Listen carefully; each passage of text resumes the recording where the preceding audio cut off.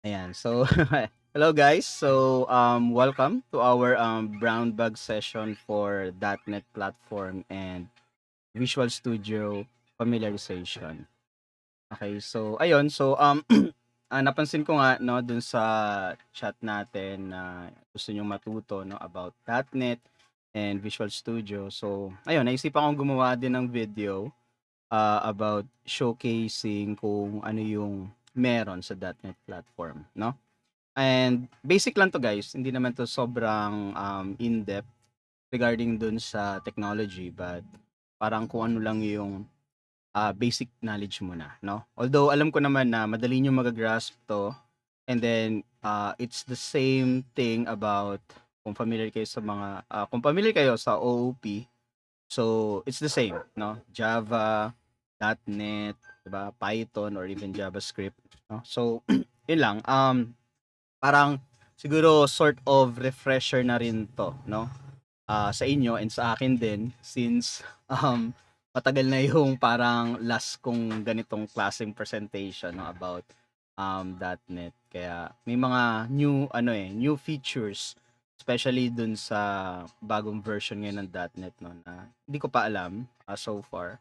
Kasi parang nangyayari is more like, pinapadali na lang 'no, yung mga, tawag dito, yung coding 'no, mas pinapa-shorthand nila 'no, yung dating mahaba at lengthy code na ginagawa mo, ngayon parang one-liner na lang, 'di ba? Straightforward na siya. So, yun yung mga, new enhancement 'no, sa latest, .NET. So, dito yung basic lang muna yung pag-uusapan natin, okay. Ito yung agenda natin. So, we will talk about me, kung ano muna ako. And then short history about, .NET.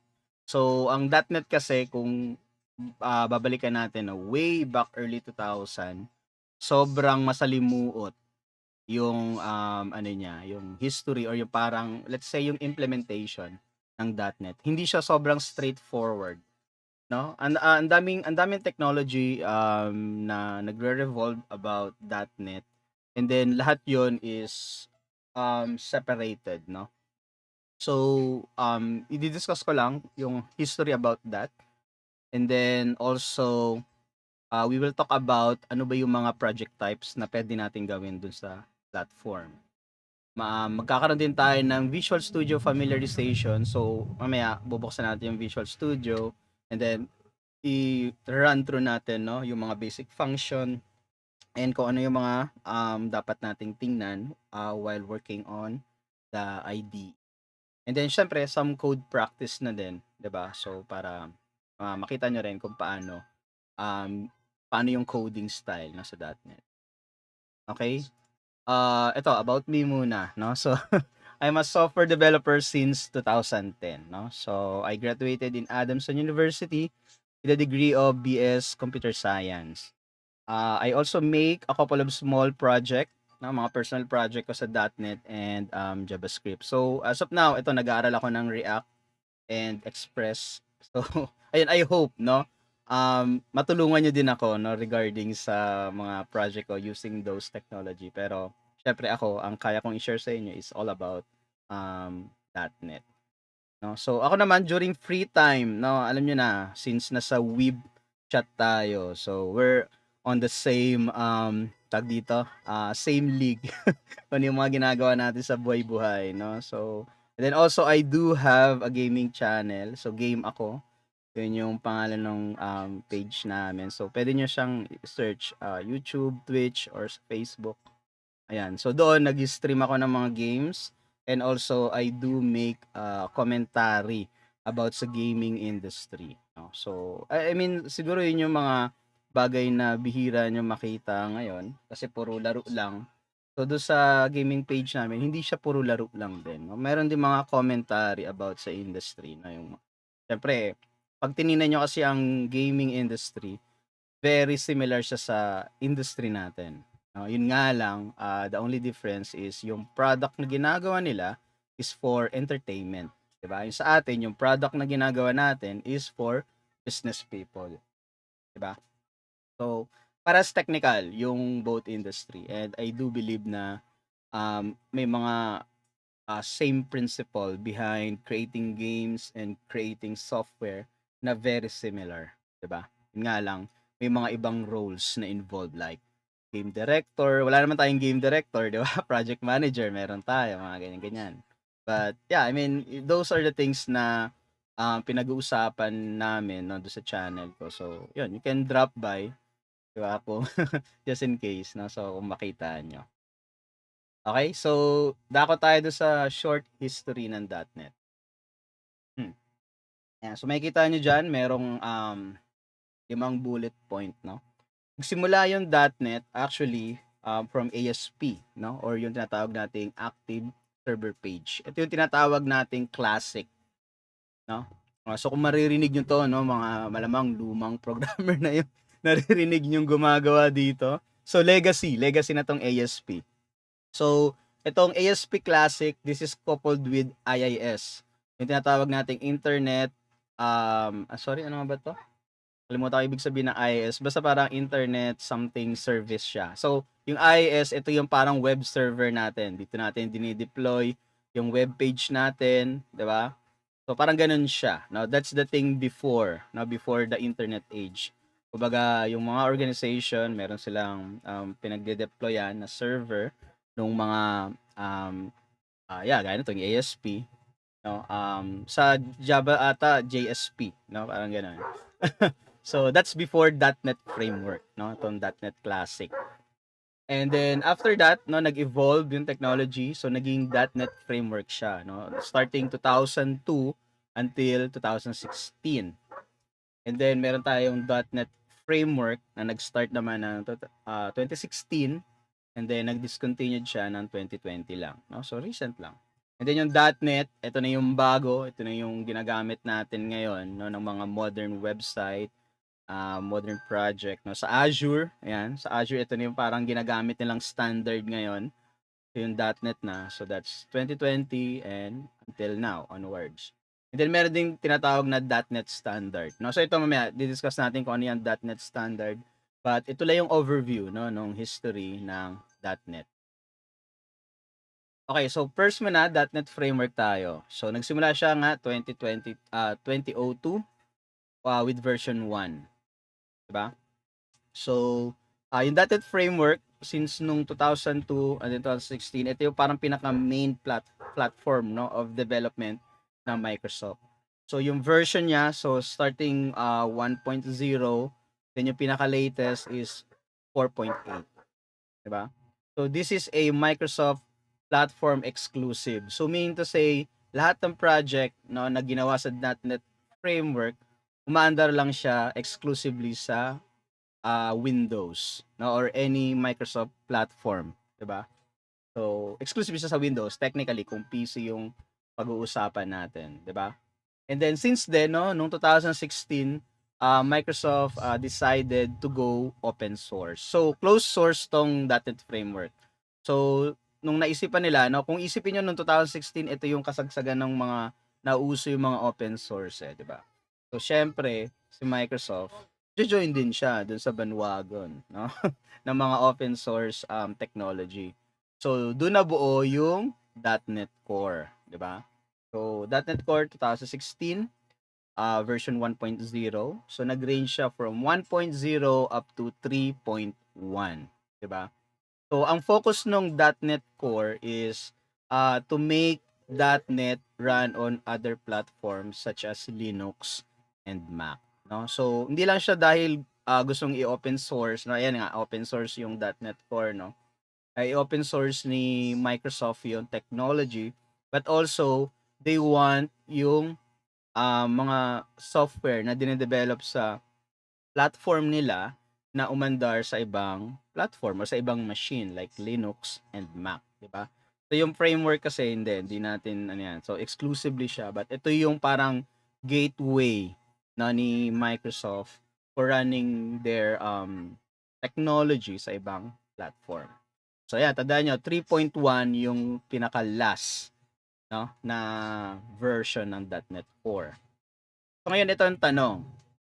since nangyari diyan 'no, during that time 'no, 2016 onwards, active parehas 'to, .NET Framework and then .NET Core. So magkaiba sila, hindi puwedeng pagsaluhin yung code base niya, magkaiba 'yan. So if you're working on .NET Framework alone lang 'yon, 'di ba? So kung .NET Core, .NET Core.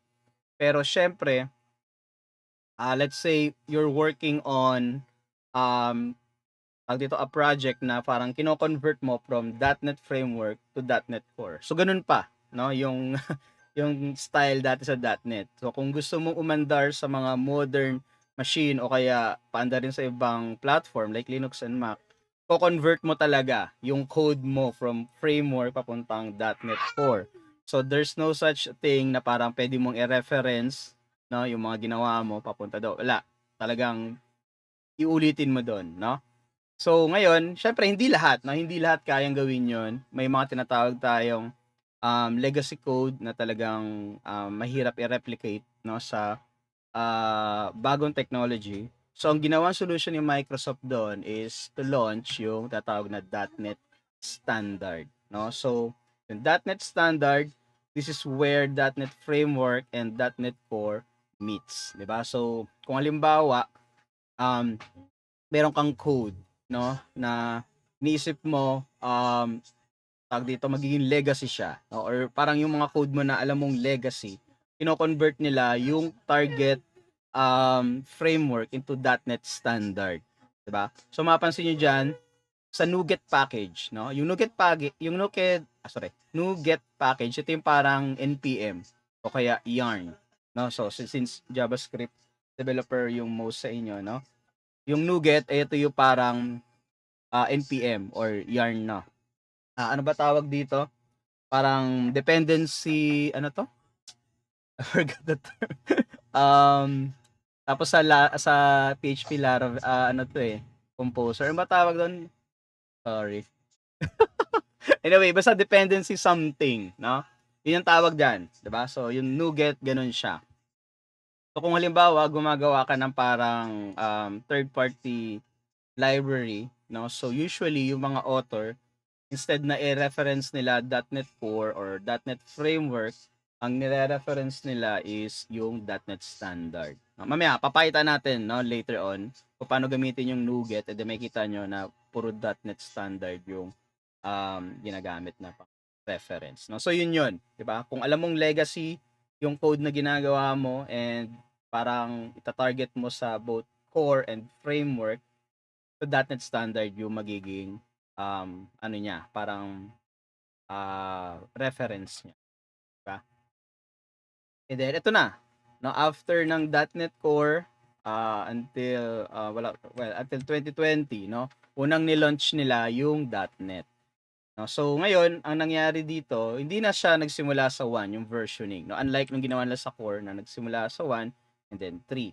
So dinarap na nila yung nandun sa Core, but instead tinuloy nila kung ano yung nasimulan na dito sa .NET Framework 'no, which is 4.8 yung last version natin, 'di ba? So yung first version ng .NET, yung mismong framework 'no, yung pinakakabuuan is nung 2020 is .NET 5, 'di ba? So .NET 5 onwards, yung latest nito as of now, is 9.0, 'di ba? So dinarap na ni Microsoft yung core na brand, and then they continue the versioning 'no, yung .NET framework to consolidate. Ngayon itong .NET, both open source na siya and cross-platform, 'di ba? So, same benefit din siya ng .NET Core, 'di ba? Ayan, so ito naman yung mga, project types na pwede nating gawin. So yan, merong sa web, desktop, mobile, and then if you're working with, command line, ano 'to, interface 'no, meron din sila diyan. So sa web, tatlo yung, actually madami 'to 'no, pero, tatlo na lang yung pagbigyan natin ng focus kasi parang ito yung I think, makikita niyo rin 'no, na in production. So, meron tayong tinatawag na ASP.NET Web Forms. Ito yung legacy na 'to guys 'no. I don't think na may mga new project na ginagawa pa using this, technology, yung web forms. Legacy na siya. So, hindi na rin natin i-di-discuss 'no, or I mean ide-demo kung paano gumawa ng project dito kasi kailangan ng mas lumang version ng .NET, eh. So, 'di na ako nag-install nun dito sa PC. So, um, ayun basta if ever lang 'no, na kapag halimbawa may .NET project kayong makuha and then legacy na yung pinapagawa sa inyo, most probably web forms yun, yung, tawag dito, yung technology na ginagamit niya 'no. And then meron din tinatawag na ASP.NET MVC. Ito, full framework siya na tinatawag. Siguro parang pwede nating sabihin kung sa JavaScript, ito yung Next.js, 'di ba? O kaya Laravel ata, full framework din ata ang Laravel kapag PHP ka. So sa .NET 'no, merong .NET MVC, 'di ba? So Model View Controller ang ibig sabihin ng MVC. And meron ding, web API naman. Ito yung for backend lang, 'no? So ito yung katumbas ng, Express naman 'no, kung JavaScript kayo, 'di ba? So web API ang tawag do'n. 'Pag desktop naman, ayan merong, WinForms, 'no? Ito yung classic na WinForms. Merong, Windows Presentation Foundation or WPF, and then merong Universal Windows Platform na tinatawag or UWP. Okay, so itong Windows Forms and Windows Presentation, wala halos, difference 'to. Parehas, desktop application siya. Ang parang pinaka-notable lang na difference ng dalawang ito is yung, Windows Presentation kasi gumagamit ng, XML 'no, or SAML, sorry, XAML. Gumagamit ng SAML, to define yung mga object dun sa form, 'no? Dito sa Windows Form kasi o sa WinForms kasi usually drag and drop, 'no? So kumbaga parang, tawag dito, encapsulated yung implementation ng UI, 'no? Unlike dito sa, WPF, SAML yung ginagamit. So para kang nagde-design ng website, 'no? Kasi may mga, tags na ginagawa, no? So anyway, 'di natin di-discuss 'yan kung ano pa 'yan, pero yun yung difference niya. Parehas lang yung tina-target. I mean parehas lang yung output. Pero meron dito yung Universal Windows Platform or yung tinatawag na UWP. Ito iba 'to. Kasi ang objective nito is that, um, tawag dito, para siyang ano, alam niyo yung mga application na umaandar sa, Microsoft Store? Yun yun, 'no? Yun yung mga dine-deploy dun, mga UWP application siya. So, so kung halimbawa gagawa ka ng parang, native 'no, na, um Windows app, 'di ba? Tapos gusto mong i-deploy, publish sa Windows Store, ayun 'yun, UWP, yung ginagamit natin, 'no? Kasi ang Windows kasi 'no, hindi lang siya umaandar sa PC, umaandar din siya sa, laptop, sa mobile devices, 'no? So 'yun yung target ng UWP 'no, to make it parang, regardless kung saan umaandar yung Windows, puwede yung application mo, 'no? Kung sa tablet, 'di ba, kung sa mobile, meron pa bang mobile na Windows? But anyway, tablet 'no, yung Surface, 'di ba? Tablet 'yun, tapos laptop, 'yun yung, objective or target nun, 'no? Kapag mobile development naman 'yan, so we're talking about mobile, merong Xamarin or Mono. I think luma na ata 'to, pero ang parang bago na ata na ginagamit ng Microsoft na, nowadays is, yung MAUI, o yung multi-platform app UI. 'No? So, pero originally Xamarin 'no, kung, mobile developer kayo, 'yun yung ginagamit ng Microsoft. And then kapag CLI naman, ayan, there is a, console application na, ginagawa. So, ito mamaya ide-demo din natin kung paano ginagawa 'tong, Windows application. Sorry, console application. Alright, so ito naman familiarization na, 'no? So first, kailangan nating i-install and paano yung setup ng, Visual Studio, 'no? So I think, um, i-open up natin yung installer. So madali lang naman siya. Search nyo lang sa Google Visual Studio, 2022 ata yung latest. And then hanapin nyo lang yung download, 'no? Yung mada-download niyo diyan actually is, web installer siya. So, mga around 3 MB lang yon. Pero once na i-open up nyo yung online installer na yan, okay, so ito binuksan ko na.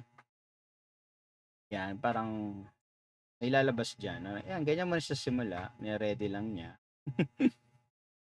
Ito, naka-install na dito sa PC ko yung Visual Studio. So, most probably, kapag bago pa lang dyan sa machine nyo, iba yung makikita nyo, no? Sorry. Pero, almost similar siya. Yan, ito may bagong update sa Visual Studio 'no, pero hindi ko muna siya ina-update.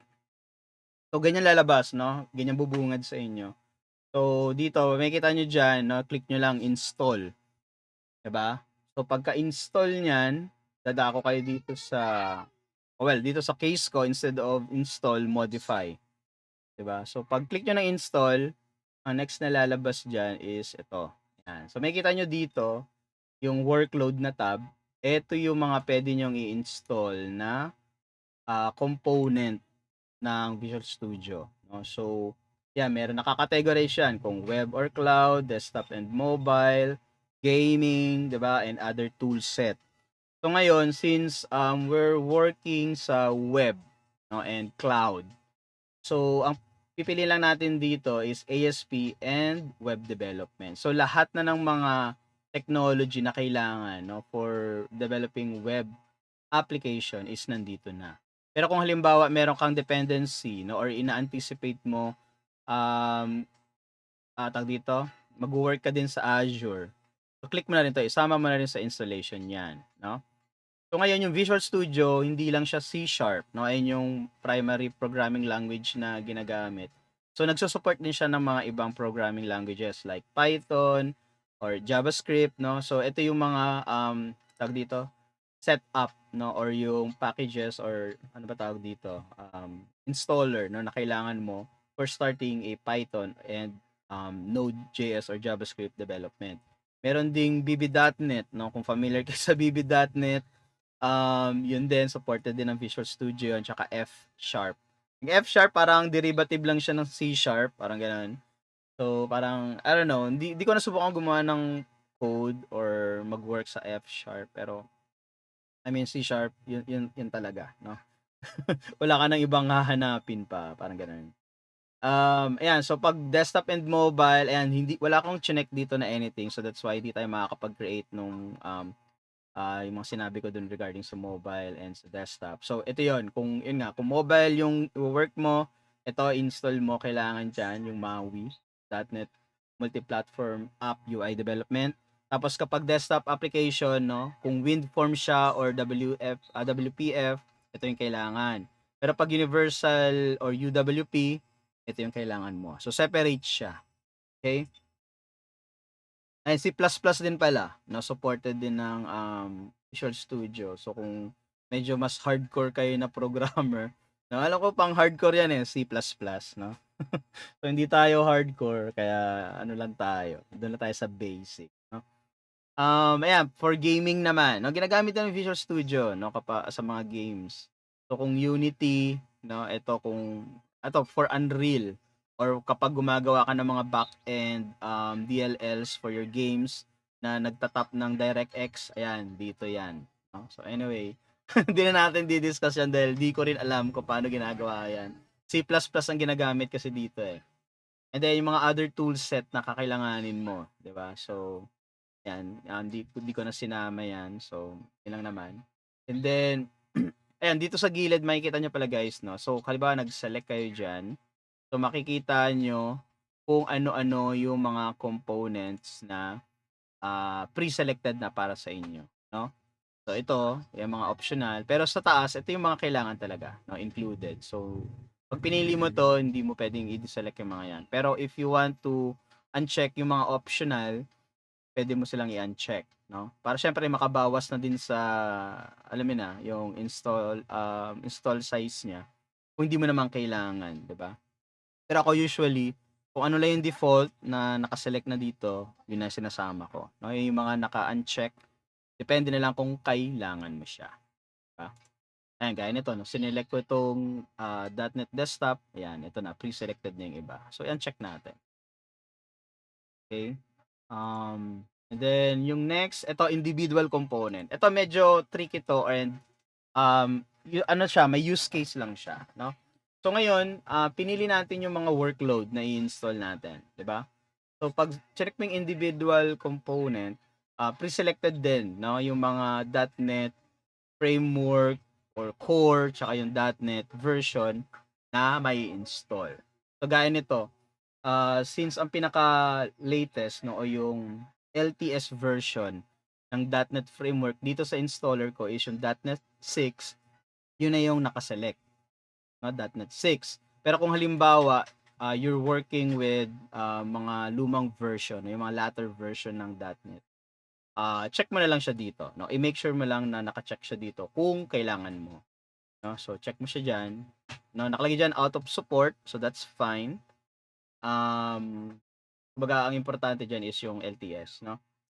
So, and then ayun din, no, kung halimbawa naman kung .NET Framework yung pakay mo, makikita mo diyan yung latest yung naka-check, 'di ba?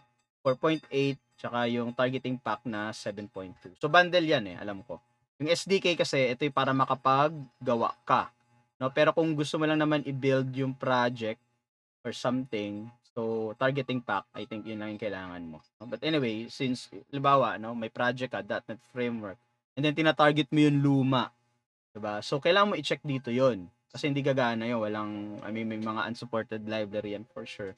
So, kailangan mong i-check dito kung anong version ng .NET Framework yung kailangan mo para do sa project na gagawin mo. So bundle yon, both targeting tsaka yung SDK kung available. Ganon din sa core. Eto, yan, sorry, nanapasan natin. Ganon din sa core.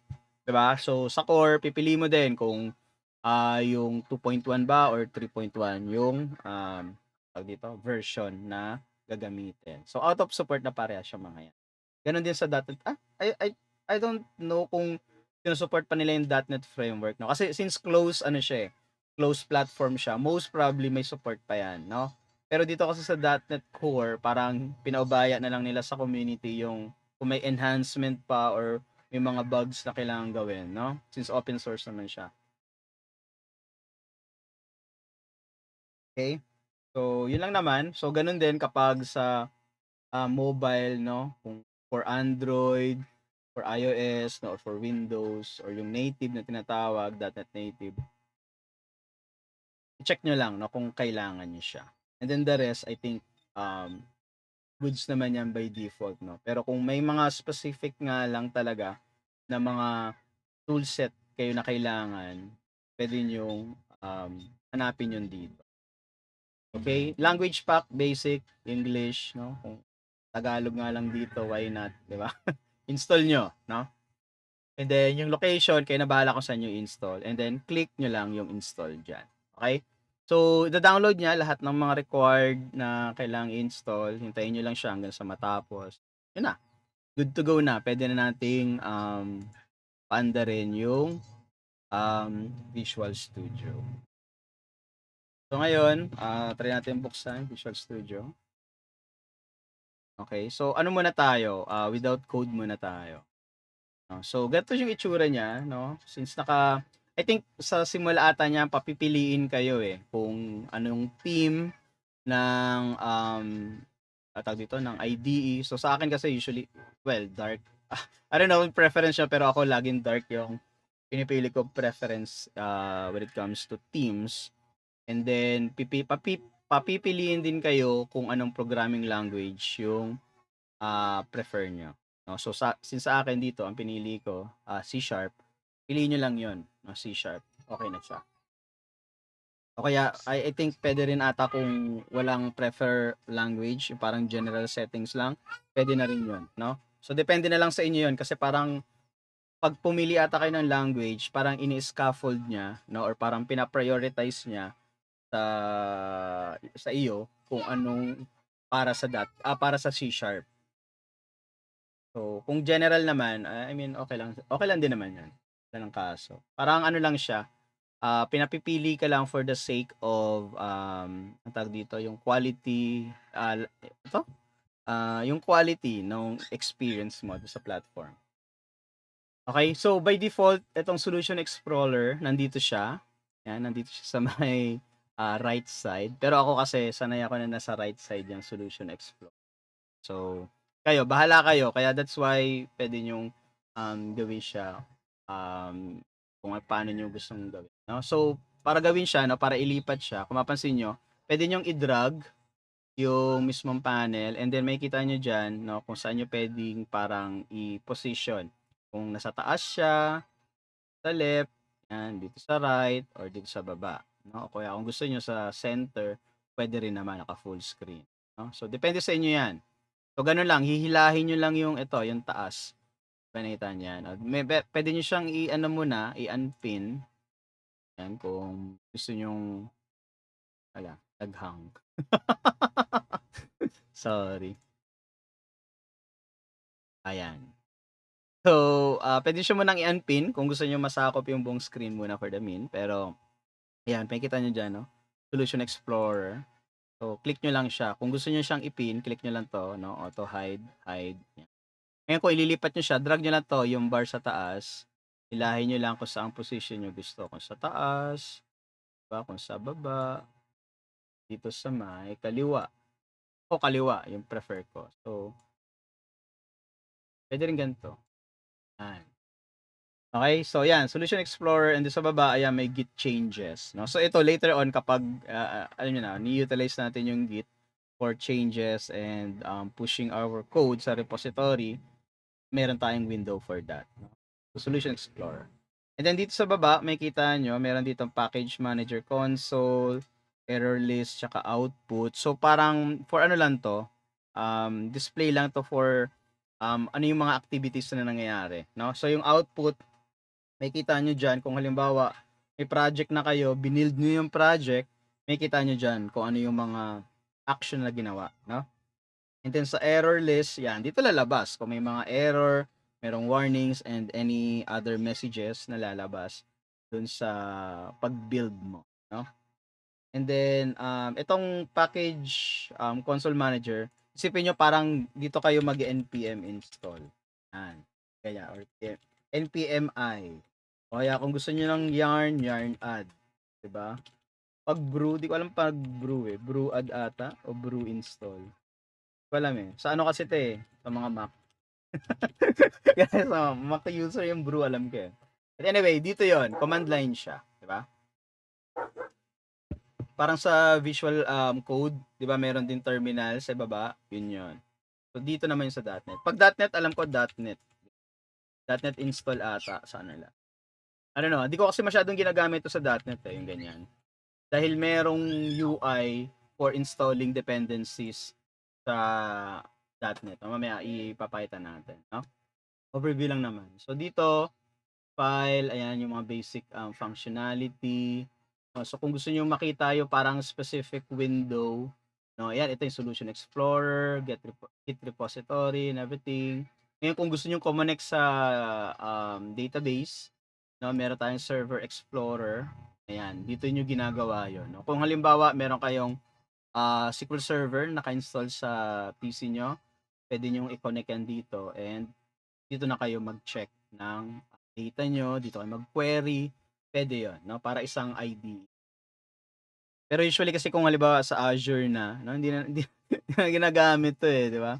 So, tingin na lang sa Azure or what, no. Pero siyempre yun nga, like I said, depende sa inyo 'yan, no, preference nyo kung ano yung gusto nyong, experience, 'di ba, dun sa IDE. Um, Ayan, balik tayo sa view. So, meron tayong Test Explorer, no? So, kung halimbawa gumagawa kayo ng unit testing, dito yon. Dito nyo makikita yung result. Ayan, dyan lalabas yung mga unit test na ginawa nyo, di ba? And everything. So, ito yung window na yon para malaman nyo or makita nyo kung success or failed yung mga testing nyo. And then, ano pa ba? Mga madalas na ginagamit dito. Actually, yun lang halos, 'no. Ito mga very specific na mga window 'yan, which is hindi ko na rin minsan ginagamit, 'no. So, yun lang yung madalas na ginagamit ko, 'no, Window Explorer, Solution Explorer, Server Explorer, ito yung Git changes, 'no, Git repository, saka yung, Test Explorer, 'yan. Yan yung mga madalas kong ginagamit. So, kapag Git naman ito, so mamaya wala pa naman tayong code kaya wala pa tayong magagawa diyan, 'no. Project, debug, 'di ba? So dito sa tools, 'no, kung halimbawa gusto niyo baguhin yung mga ibang configuration, dito 'yon, 'no? Um, 'Yun lang naman, 'no, 'yun lang madalas kong ginagamit dito. So anyway, create na tayo ng project. So 'pag nag-create ka, puwedeng new tapos project. Yan, so since wala pa tayong project dito, no, ang mangyayari diyan, gagawa tayo ng project. So, ayan, so sa code practice natin, ito yung gagawin natin, no, console app, MVC or and web API, no. So console app muna tayo. Ito yung parang pinaka-basic, no, madaling explain. So dito, yeah, makikita nyo rito, no, pwede nyo i-search, no, console app. Pwede nyo search yan. Pero kung halimbawa, gusto nyo siya parang i-select and gusto nyo ma-filter out, kasi ang dami niya, no, daming project types na pwedeng gawin. No, so depende siya kung ano yung in-install ko kanina, 'di ba? Pinili lang natin yung Azure Development tsaka yung web, 'di ba? So kaya medyo konti. Pero kung halimbawa in-install mo lahat, ang dami niyan, 'di ba? So malulula ka. So pwede mo siyang i-filter by language, kung ano yung prefer language mo. Ayan, ayun pala yung mga supported language, no? So kung C Sharp, edi C Sharp lang. Sa platform, ayan, kung gusto mong piliin like kunyari Windows. And then kung anong project type, ayan yung mga project type na pwedeng gawin, 'di ba? So console tayo. Ayan. So makikita nyo diyan, merong console app and then merong console app na .NET framework, 'di ba? So ito yung pang .NET framework. Ito naman yung pang .NET na, 'di ba? Gulo 'di ba? So anyway, ito piliin natin. So next. And then, pangalanan natin siyang FS Console Test. So, ito yung magiging location niya, no, ng project. And then, solution name. No? So, almost paras lang din naman yan sa project name. So, next. And then, pipili kayo kung ano yung target framework nyo. Diba? Kung, ayan, dalawa lang dito sa case natin kasi yung .NET yung pinili natin. And dalawa lang din yung naka-install, 'di ba? Based do sa mga pre-selected natin kanina.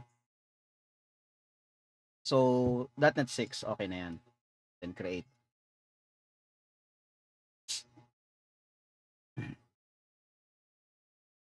Tayo lang natin.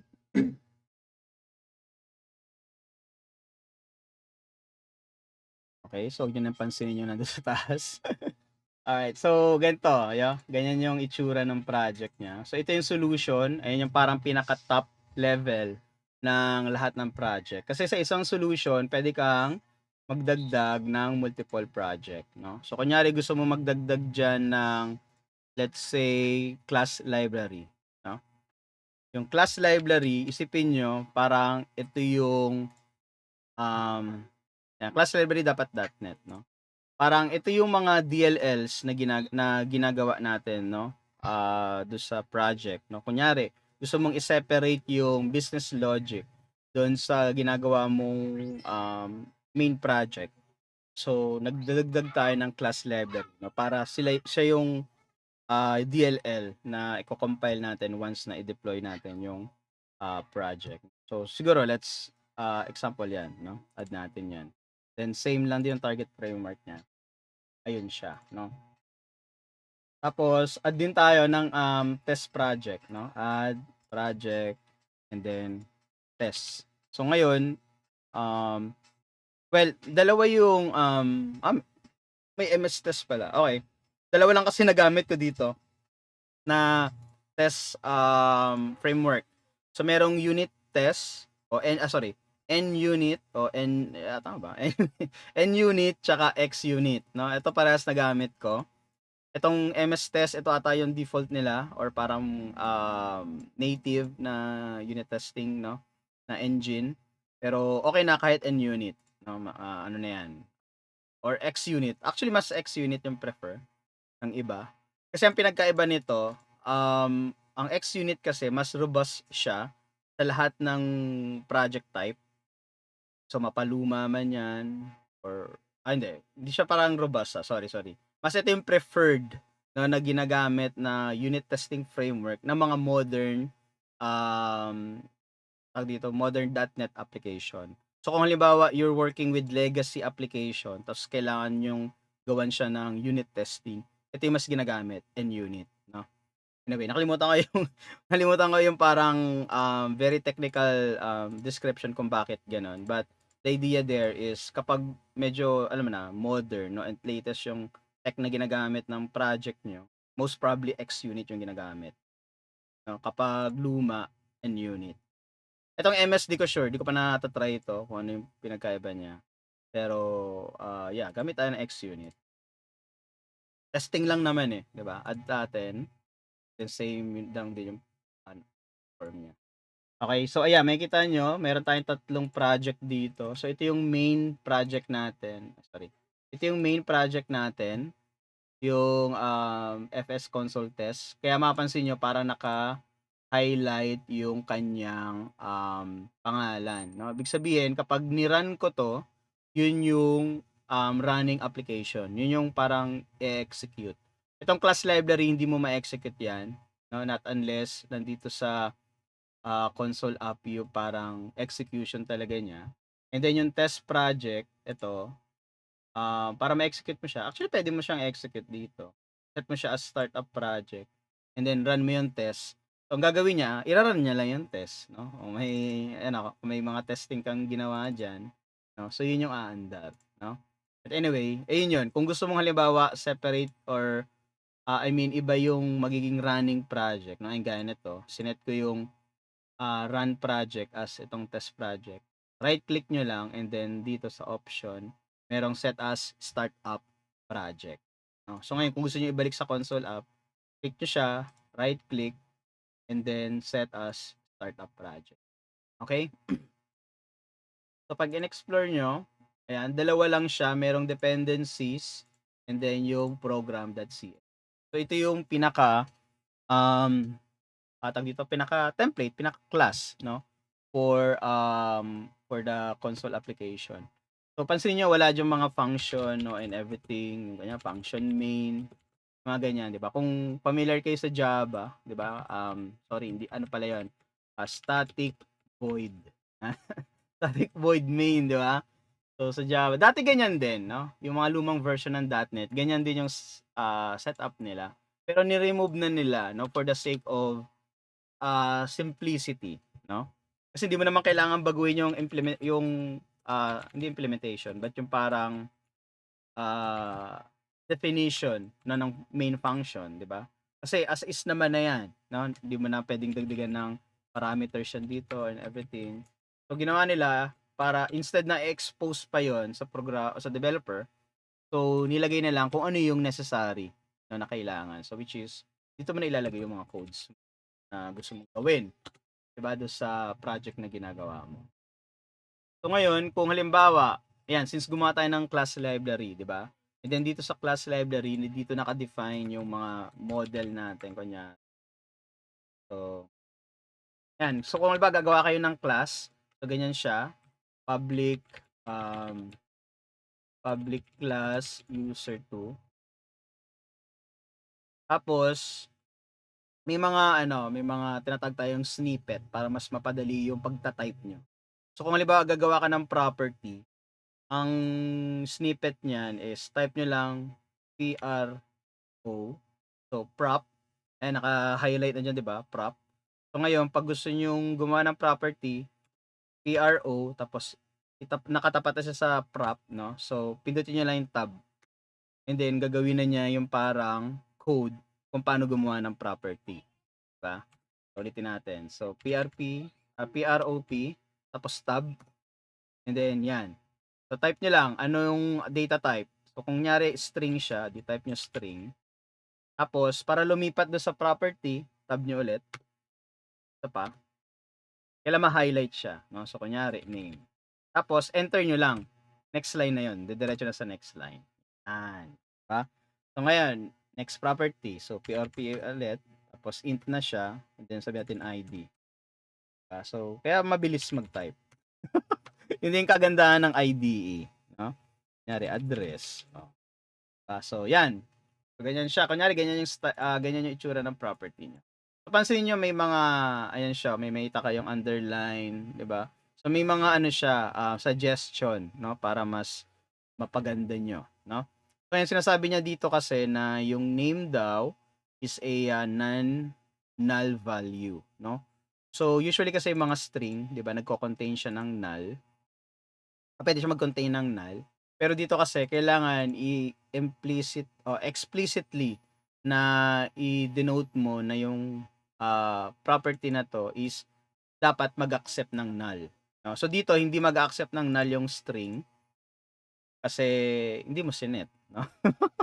Or at least kung halimbawa, kung gusto mong alisin 'yan at sabihin natin ayaw mo mag-allow ng null sa name, so kailangan mong tawag dito, kailangan mong i-set yung default value niya or parang i-instantiate siya, 'di ba? So kailangan mong gumawa ng constructor. So pag gagawa ka ng constructor, ito, sorry. May snippet din 'yon, no? CTOR, ayan, makita nyo, constructor, so tab nyo, and then babaguhin nyo to. Babaguhin yung implementation nito. So, instead na magiging string name siya, magiging private string. Then, pag nagde-declare o pag gumagawa tayo ng private variable, no? Usually, ang sinusunod nating casing dito is camel. Camel casing siya, no? So, name, ganyan siya. Tapos dito, usually kasi 'di ba pag sa JavaScript naka-this tayo, hindi mo na kailangang i-note yung this o TypeScript, sorry. Sa TypeScript alam ko kailangan yung naka-this eh. Pero dito hindi na kailangan ng this. But diretso na sa mismong property, no? So ngayon, ay sorry, tama ba?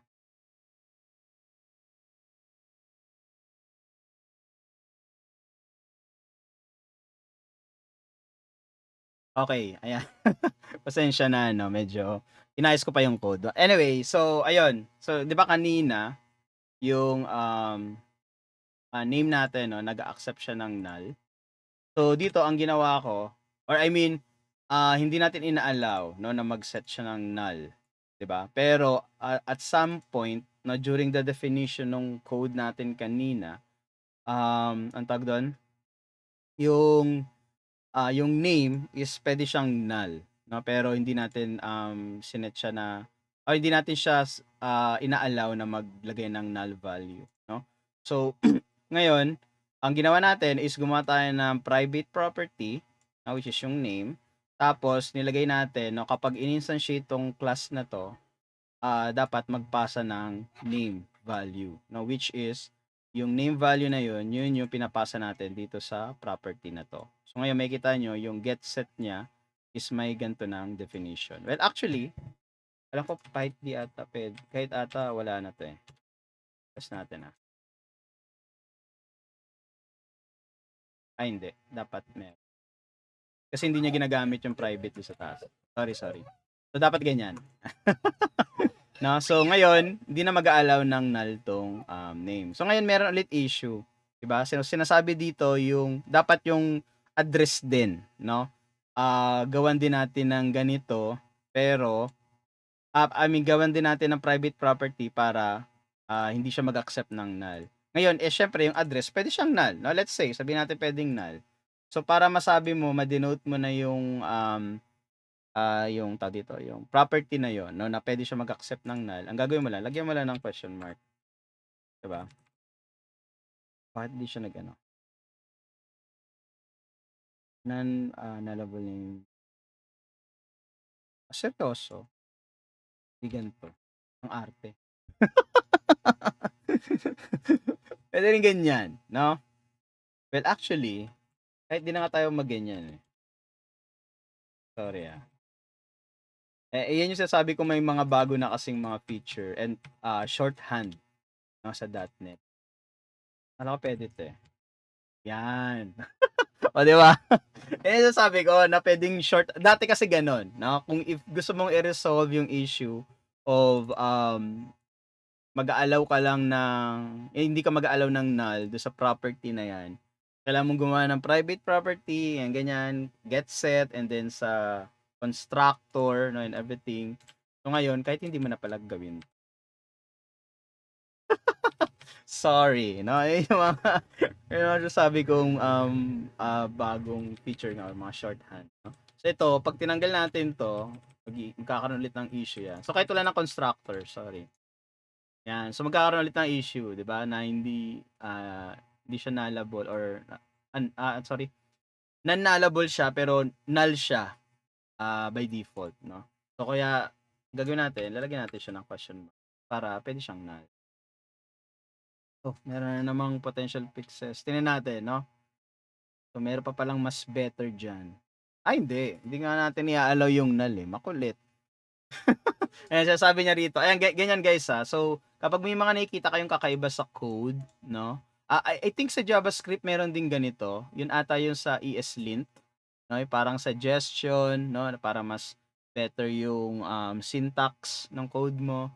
So, dito sa Visual Studio, built-in na siya, no? Kasama na siya. Kaya nga, no? Hindi mo na kailangan i-configure. So, dito may ganyan, may mga suggestion, show potential fixes, 'di ba? So, yan, titingnan mo kung ano yung parang sasabing suggestion, no? From that, gagawin daw niyang nullable. So, hindi nga eh. Hindi pa natin i-allow eh. Kaya minsan, yung mga ganyan, kahit hindi mo na lang pansinin, no?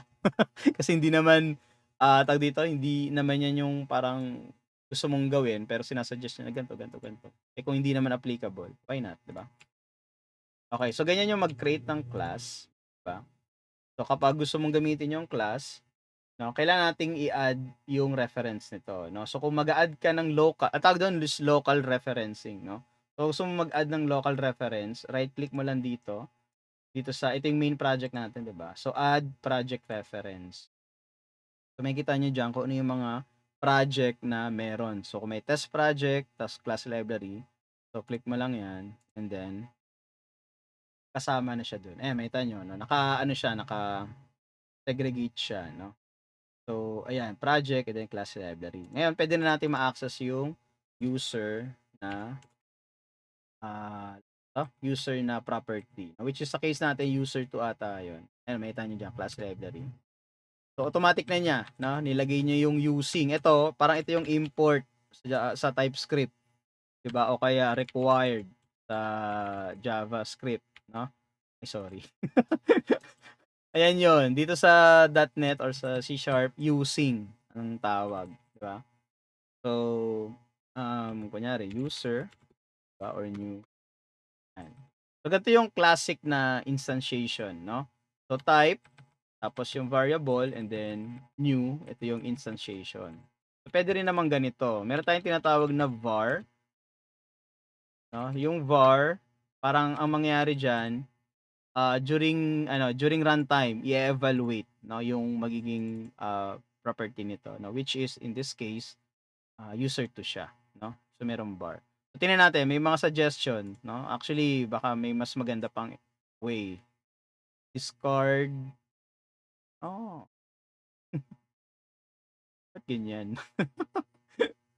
Ko alam dito. Ito alam ko na kung ano yung sinasuggest ito, no? So instead na parang 'di ba ito yung mga way of instantiation natin, 'di ba? So pwede ito.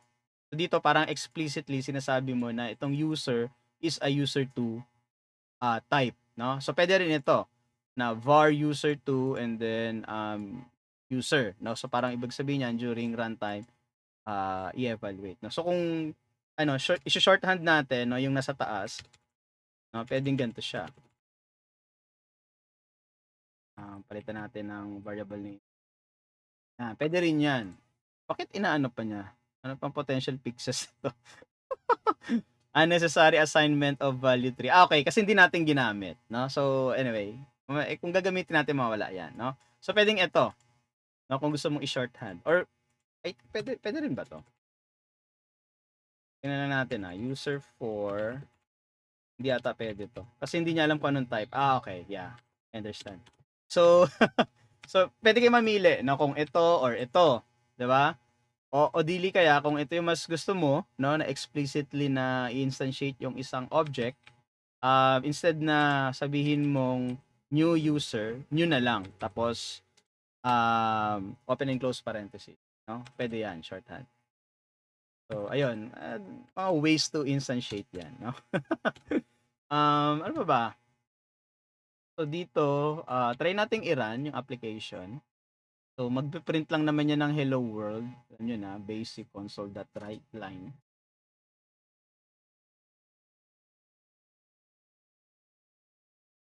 Yan. So, yun lang naman siya. no? Nag-print na and then nag-end na yung ano, nag-end na yung program. So, wala kasi tayong nilagay na way para mag-pause, no? So, para makita natin, no, na running pa rin yung game despite na tapos na i-execute yung code. Ang gagawin natin diyan is instead na write line, meron natang console.readline. Ganito yung ginagawa, no? Para kasi pag sabi mong readline, maghihintay ka ng input, no, sa user bago i-end yung ano, bago i-end yung code. Pero usually kasi itong readline, ito din yung way natin, no, para maka-capture ng data, no, from user, no. So kaya usually ina-assign natin 'yan sa string, 'di ba? So input, assign natin sa string kasi kung halimbawa may hinihingi kang input from user, so may gagawin siya. So let's say halimbawa nag-request tayo ng input and then we will write lang. Ano bang pwedeng gawin? Sige, yan muna. Run muna natin yan.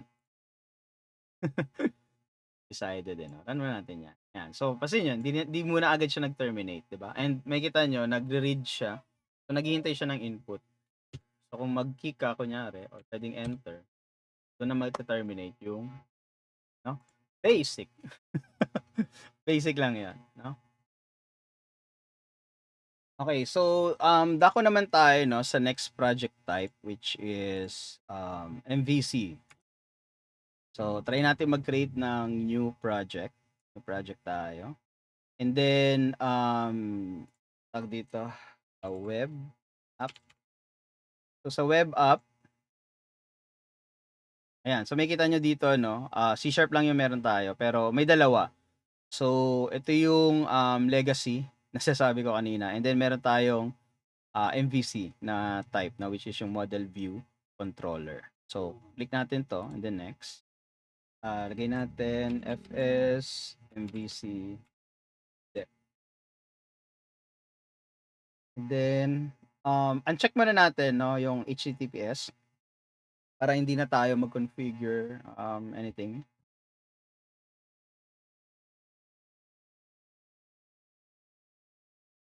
Right, so ganyan siya. Okay? Ayan, by the way, hindi natin pala pinakita, no, yung mga dito yung sa ano doon? Yung output, then yung error and everything. But yeah, I mean, ito na. So ito yung itsura ng MVC framework once na mag-create ka. So, ang mga importante lang diyan actually itong tatlong 'to. Yung controllers, model, and then yung views na tinatawag, no? Pero bago tayo dumako diyan sa tatlong folder na 'yan, no? Discuss muna natin yung iba. So, independent itong connected services, I think sa Azure ata 'to. Yeah, sa Azure siya. Kung halimbawa, may mga reference ka from Azure Tech, dito 'yon, no? So, dependencies, ito yon yung mga, kung halimbawa, gusto mong mag-add ng local project reference, o dili kaya gusto mong mag-add ng NuGet packages, no? Ito yung mga third party, no? Kumbaga sa NPM, yon. So, ngayon, paano natin gagawin yon? Okay, so try natin mag-add kunyari ng third party dependency dito, no? So, usually, pwede kang dumiretso dito eh. Ayan, saan nga ba banda yun? Project. Oh, anyway, dito na lang. Click niyo yung dependency. Tapos, makikita nyo dyan, manage NuGet packages. So, click nyo yan. So, ito yung sasabi kong I think much better na window instead of doing it here, no? Na parang itatype mo siya, .NET install, and then, kunyari, at types, mga ganon, no? At types, express, mga ganyan. Instead of doing that, no, na i-command mo, dito na lang. Much better siya for me. Especially kung Visual Studio. So, wala tayong naka-install na anything. No? Kung halimbawa, kung mag-install, click mo yung browse. So, dito lalabas. Online to. Online. So, yung sources niya, ito, makikita nyo. Package sources nuget.org.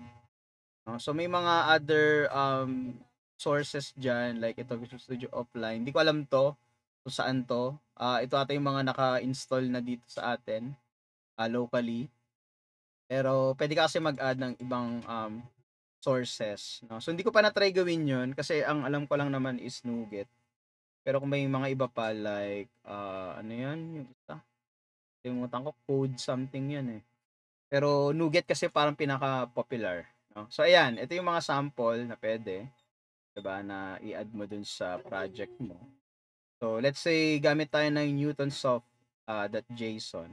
So, kung halimbawa mag-work ka with JSON sa project mo, so ito kailangan mong install, newtonsoft.json.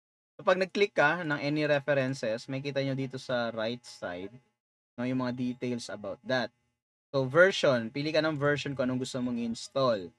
Yan, nakalagay dyan kung anong mga version, no? Pero by default, kung ano yung latest stable, and then click mo lang yung install. Tapos na, 'di ba? And then dito sa baba may mga description, ayan, date publish, kung sino yung gumawa, description ng kung ano itong third party dependency na yan, everything. Ito yung importante dyan sa baba, yung mga dependencies, 'di ba? So 'di ba, you remember nung last time sinabi ko regarding dependency. Pansinin niyo, no, lagi nilang nire-refer yung .NET Standard, no, which is version 1.3.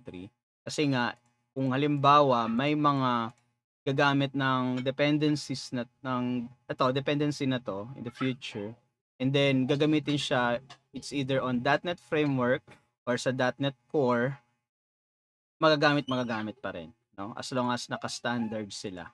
Kasi ibig sabihin nun, may mga um, let's say libraries sila, no, na nire-refer on both platform, kung mapa.NET Framework man siya or .NET Core. So ngayon yung latest version ng Newtonsoft, ito yung mga dependencies niya, no? So kung halimbawa you're working with .NET Framework tapos nakita mo version 1 pa, hindi gagana. Kasi at least dapat version 2, no? For this version. Pero kung gusto mo ata na mas luma, baka supported siya. Hindi ko lang sure. Ito, walang dependency, oh. So safe ka dito. 'Di ba? Safe ka sa version na 'to ng Newtonsoft na 'yan. Pero syempre, yun nga lang, no, may mga vulnerabilities. No? I think familiar kayo dito kasi sa NPM, ganun din. No? Kung halimbawa, lumang version yung in-install nyo, minsan may mga ganyan, no? Mga vulnerabilities, kamote, no? So, uh, dito, no, kung halimbawa yung wino-work nyo nga is .NET Framework version 1, no? Yung latest, hindi supported eh. So, ito, pwede nyo gamitin kasi walang dependencies. 'Di ba? So, balik tayo sa latest. Ito yung mga titingnan nyo. Okay? So, ngayon, pwede siyang install. Click nyo lang install. And then, ayan, makikita nyo dito sa output, no? Ayun yung logs. And then, ito, may mga ganyan, preview changes. No? Kung gusto nyo lang, mag-click, o click nyo, okay. Diba? Ayan, so na-install na siya. No? May Newtonsoft ka na. So, click mo dito, makikita mo dyan kung ano yung naka-install na. Then, pwede nyo siyang i-uninstall. Ayan. O dili kaya kung gusto niyo mag-downgrade into version 8, let's say, pwede mong i-update. Update mo sa version na 'yon. Automatic na 'yon. Yan. So, na-downgrade mo na yung yung library mo, di ba? Kasi kung halimbawa may something na hindi gumagana sa latest version, so kailangan mo mag-downgrade, pwede mo siyang ma-downgrade ng ganun lang, no? So ngayon, makikita nyo dito, no, updates. So usually kung halimbawa, sinimulan nyo yung project, matagal na. Tapos yung mga dependencies na in-install nyo, may mga new version na update. So dito nyo makikita kung ano-ano yung mga yon. No, so depende na lang sa inyo yon kung mag-push kayo sa latest version or hindi. Depende sa requirement nyo. So, ganun lang siya, 'di ba? Basic lang, napakadali, napakasimple. Kung halimbawa, may mga ginagawa nga kayo sa project and then sinasabi na, kailangan nyo mag-install ng ganyan, ganyan, sa NuGet. O, yun. Search nyo lang dito kung anong kailangan nyo. Type nyo dyan. Kunyari, Entity Framework. Entity Framework, ito yung parang ORM. No? ORM siya. ORM ng .NET. No? Sa, ata sa JavaScript, kung alam nyo yung Prisma, saka Drizzle, yan. Yun yung mga ORM na ginagamit doon. But yeah, ito, the entity framework is for .NET, no? Okay, so tingnan natin yung mga iba. Itong www root naman, ito yung public folder, 'no. So lahat ng mga gusto niyong expose publicly, nandito siya, 'no. Kaya usually mga JavaScript ano lang 'to, kamote, tsaka mga CSS, 'no. O kaya kung may gusto lang kayong ilagay diyan na JavaScript code, diyan. O CSS gano'n din, 'no. So wala masyadong ano 'to, use, pero nandiyan lang siya, 'no.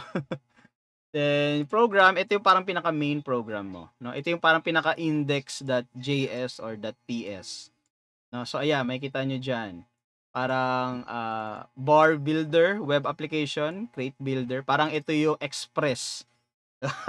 Kaya nga ano, yung semantic nga ngayon ng .NET, parang ginagaya na nga nila yung JavaScript, eh. Hindi dati gan'to yung .NET. Dati ano 'yan, public, ano 'to, public static, void main, 'no, napaka-Java 'yan, tapos string args, 'yan ganyan siya. Tapos nandito yung, bar, ano 'yan kanina, sorry, builder, 'yan nandito 'yan dati, 'no. So ngayon, ginawa nila yung semantics ng katulad ng JavaScript, 'no. Kasi siguro dahil marami ding nag-ano, I mean alam mo yun, para medyo merong similarities ba. Para kung halimbawa 'yan katulad niyo, JavaScript developer kayo, tapos gusto niyo matuto ng, tawag dito, ng .NET. So, parang at least mas madali para sa inyo ma-adapt, 'no? So, ganyan siya. Tapos gusto niyo mag-add ng, yung parang 'di ba merong, express.use, ayan 'yon, use routing, use authorization, 'di ba? Ito yung routing, 'no? Ito use route, tama ba? Use route ba 'yun? Ito 'yun. Paano mo ide-define yung route mo, dito 'yon, 'no?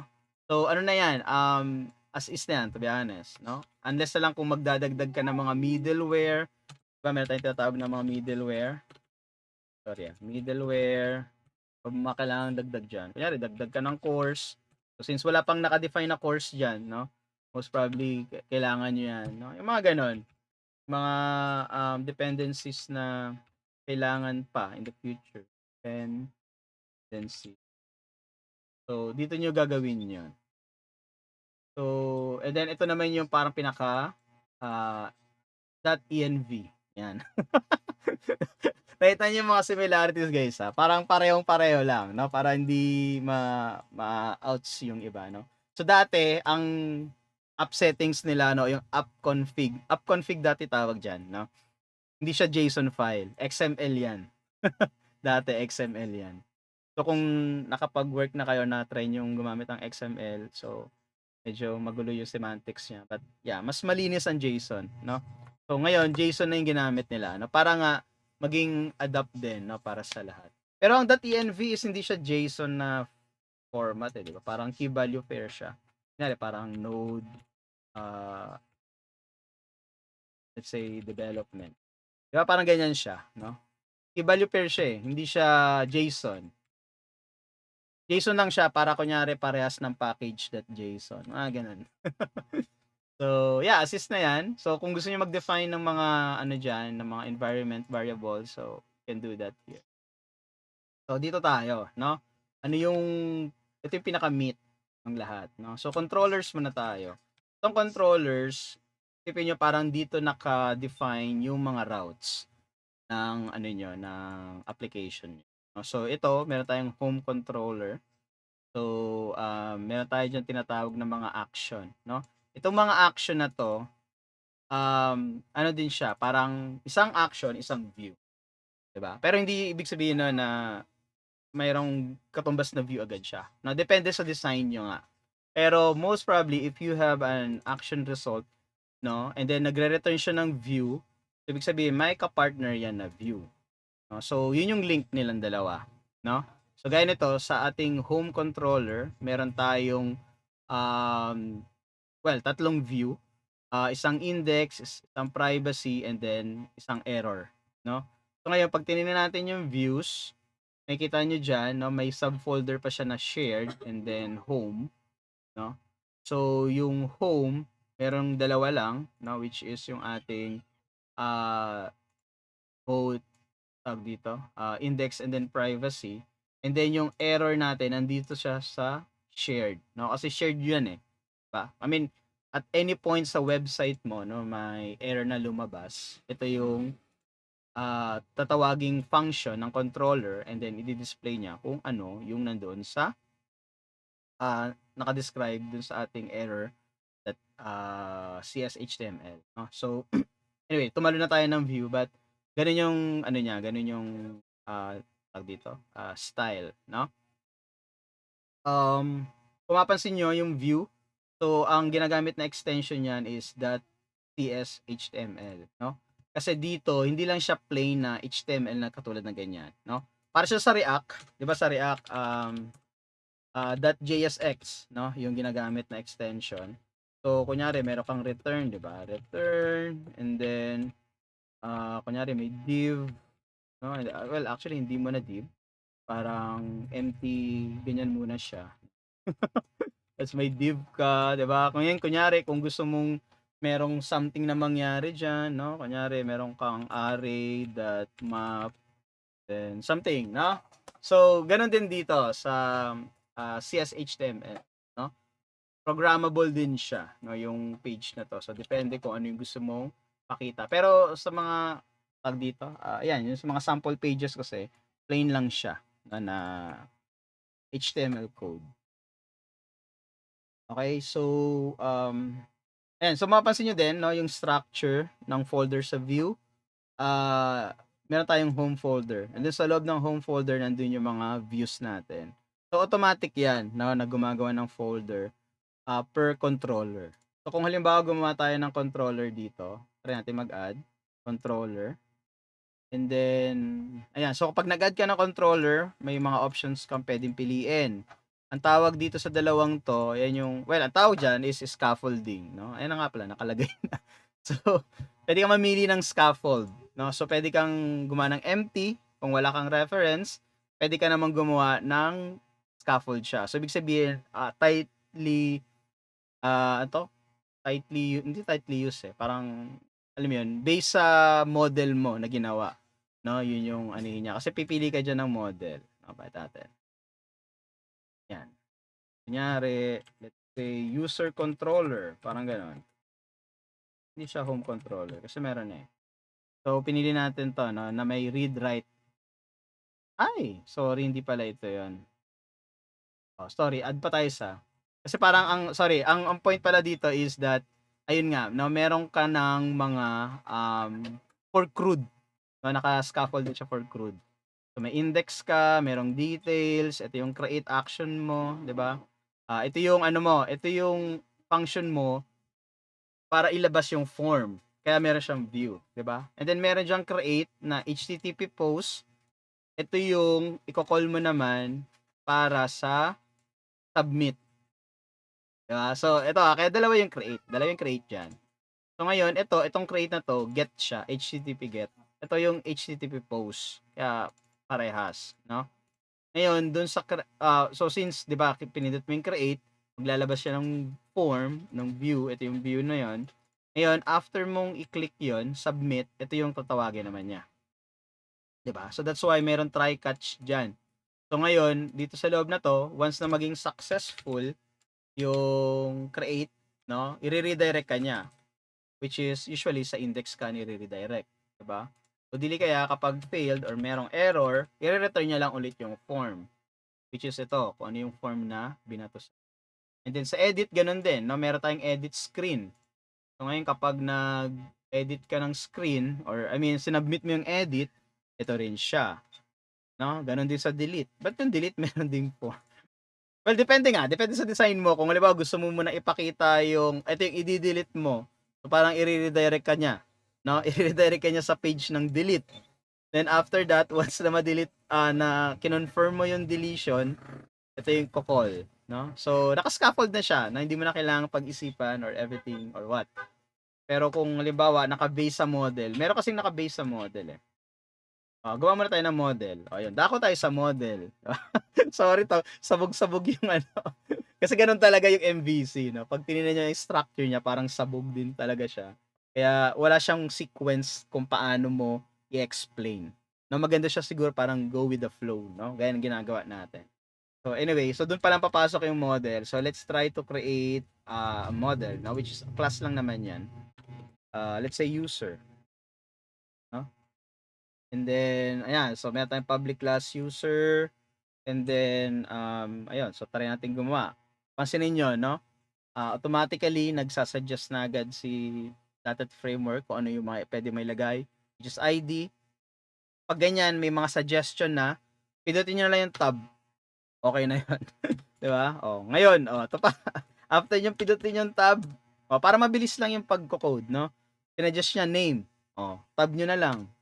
Ano next? Email, kailangan niyo ba ng email? Tab niyo lang. Ano pa? Password, kailangan ba? Tab niyo lang. Username, kailangan ba 'yan? Sige. Ay, sorry. Ayun pala. Paano nga 'to? Sorry. Tayo. Kasi may default value yung username, eh. Ayan. Kailangan ba siya ng default value? Sige, empty. Ano pa? User email. May email lang nga, user email pa. Wala na. Okay na yan siguro. Di ba wala tayong pinindot na anything. Tab-tab lang. Kasi alam na niya, eh. No? Alam na niya. Na, hindi pa siya hindi pa siya, what you call this? Kung alam niyo yung Copilot, hindi pa siya Copilot, eh. I mean, ano lang siya, yung default nga na engine, no? Yung parang ESLint ng .NET. Nalimutan ko anong tawag dun, eh. Pero may tawag sila dun. So ngayon, try natin i-resolve tong mga issue na to, no? So yung name ba, i-allow ba natin na empty siya? Hindi, 'di ba? So gawin natin, i-instantiate natin siya. Instantiate natin siya ng empty, no? Yung email, siguro pwede natin gawing optional. No, why not? Why not? Optional lang email. Ang password syempre hindi. So i-default natin siya. At yan, wala na. Minsan hindi gumagana, eh. So pag hindi gumagana, i-type nyo na lang diretso, no? So ayan kunyari yung ating model. Right? So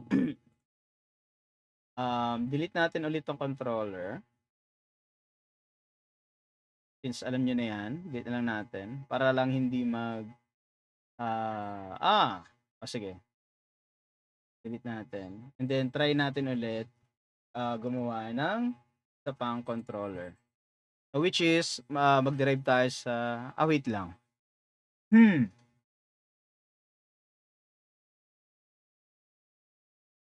Ayun. Ayun, sorry, balik tayo. Ito 'yon, no, with views using entity framework, no? Well, actually, di pa tayo connected sa entity framework, no? Pero pine-prepare natin na yung ginawa nating user is link siya sa entity framework, no? So hindi pa natin na-set up entity framework, pero alam mong gagamitin mo yung entity framework, so ito yung scaffolding na pipiliin natin. So automatic views gagawa na rin siya, no? So click natin 'to, add. And then hanapin mo yung model class mo, which is ito yung user. And then DB context, ayun. So kailangan DB context. Kailangan natin pala gumawa ng entity framework. Anyway, so add na lang natin muna to for the meantime. And then generate views, reference library, check nyo lang 'yan, no? And then ito yung controller niya, no, which is users controller. Okay. And then click add. Yung DB context, di ko alam kung saan niya ilalagay yung class na 'yan. So, hintayin na lang natin. Kailangan na pala ng context. So, maganda niya, no? Kaya nga, usually, kung gagamit kayo ng gano'n, ng mga ORM and everything, then gusto nyo ma-speed up yung coding process nyo, configure nyo na agad yun. Una, entity framework. Haba kasi yung discussion natin kapag gano'n, eh. Ayun lang. Ano nangyari? Sorry, rollback. Ayun lang. Hindi natin magagawa. Kailangan nata talaga gumawa ng context. But anyway, so yun, kailangan nating i-set up muna yung entity framework before tayo makagawa ng controller at ng view using the scaffolding, 'di ba? Pero kung hindi naman empty, pwede ring empty. Pag empty, wala, empty lang siya. Try natin gawin 'to. Ganyan lang siya, 'di ba? Empty. So wala kang guide. 'Di ba? Minsan yun din ang function nun, eh, at least kapag nag-scaffold ka meron kang guide na para at least alam mo kung ano yung mga kailangan mong fill up-an, 'di ba? So, um, ayun, so di siya gumawa ng views 'no kasi nga, ano lang naman, eh, scaffold lang via I mean empty yung ginawa natin 'no. Pero kung halimbawa gusto mong gumawa ng view for this, since meron tayong index 'no, right click niyo lang diyan and then add view. Ngayon puwede ka ring mamili diyan 'no, kung ano yung scaffold mo. Puwedeng empty view siya o kung gusto mo, scaffold na siya. So pipili tayo dito, which is gumawa tayo ng model kanina 'di ba? Wait lang, template, pipili muna tayong template. Ano ba yung view na 'to, 'no, yung index? Is it a list, a details, a delete, or a create, or a edit, 'di ba?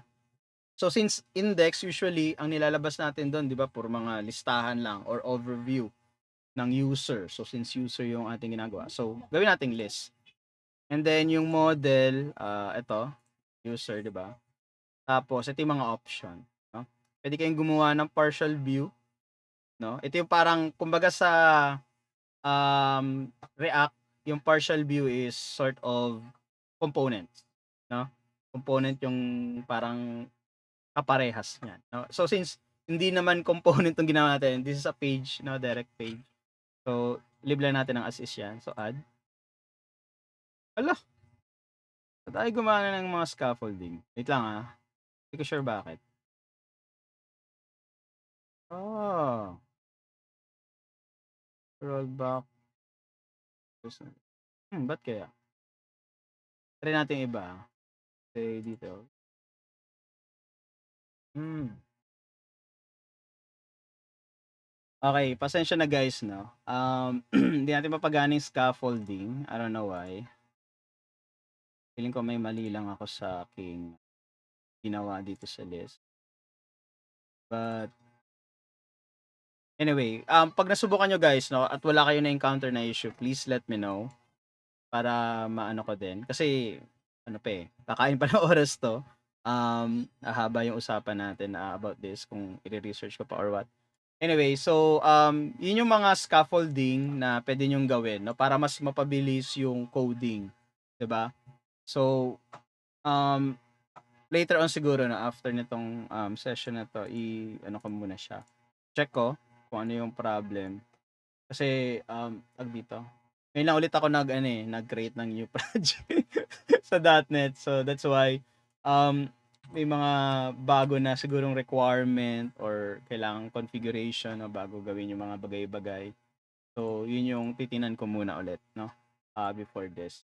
But anyway, since this is just an overview 'no, ng buong, Visual Studio and then .NET, so I think suffice naman na yung mga, sinasabi ko dito 'no, as of now.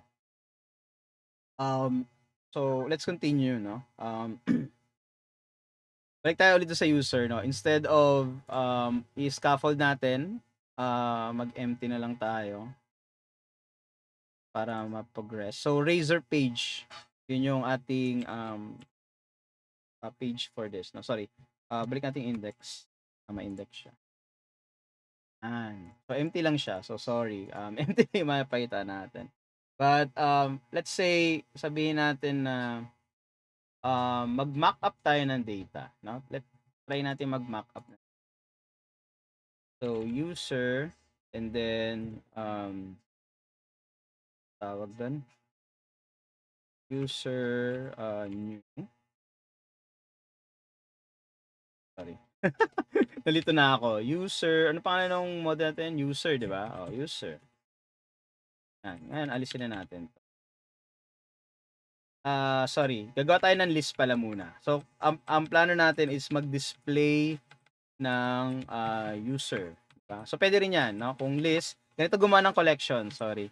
'Pag gusto niyong gumawa ng collection sa .NET, meron tayong tinatawag na list, 'no? Puwede namang array din, 'no? Puwede siyang ganito, users, ah, let's say ganyan. Ito pangalan, 2. Ay wait lang, parang may sinuggest siya kanina, eh. 10 tama ba? Or ganito. Anyway, huwag na lang natin lagyan yan, users na lang, 'no? Tapos, let's say 10. Tama ba? Paano ba mag-declare ng array?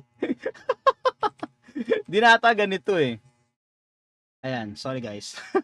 Keep on messing. Anyway, ayan. So, pwede naman ganyan, no? Pero, mas, dito, much better if we're going to use collection. So, tawag dito sa mga to, yung mga list, nga ganyan, collection yan, no? Tapos, ang mga, so class yan sa loob ng .NET, no? Na kung saan, ang nire-reference ng mga yan is, tawag dito, ay enumerable siya, eh. Yun yung interface ng mga yan, no? But anyway, ito yung mas prefer way, no, to represent a collection or array of anything sa .NET compare on using array, di ba? So sa JavaScript kasi array yung usually na representation natin ng collection, di ba? So sa .NET list, no? Dati naka-reference pa yan dito sa ano, eh, using system.collection. Yan, dati naka-reference pa yan dyan, eh, pero parang ewan ko ba't di na kailangan ng collection. Diba? So anyway, yan, ganyan, gawa tayo ng user, tapos mag-add tayo, no? Users that add, no? Sa JavaScript kasi ano, eh, push, diba? Ganun yung pag-add or pag-propagate ng array, diba? So dito add. Ngayon, ang ina-expect niya is user object, diba? So create tayo ng user. Well, kasi natin tong model. And then, here, okay. Ganito na lang. Para mas madali at mas malinis yung code natin dito, balik tayo sa user. Gawa natin to ng constructor. No? So, ano yung mga required field natin dito? ID. Lagyan natin ito, name. And then, password. And then, username. Okay. So, ngayon, well, yung ID, let's say, gawin natin siyang,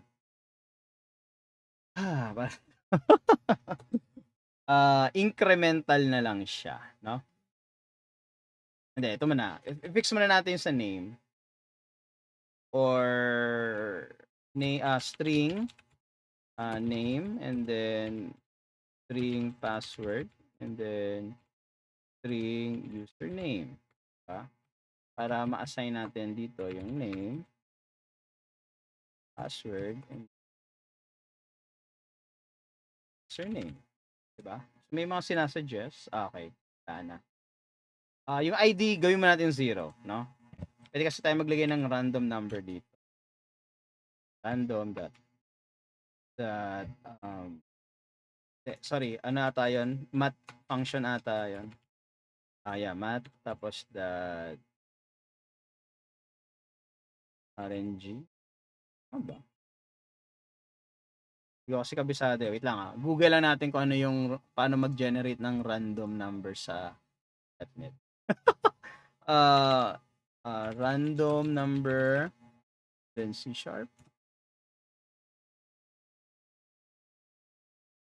Ano ba yun? Labang madali, yung parang RNG call na lang.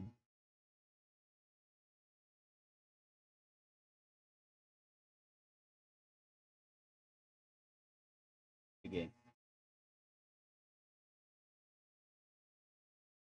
Random dot next. Ito lang next. Ay, kailangan pa instantiate siguro. RNG new random. RNG.next. Okay na lang.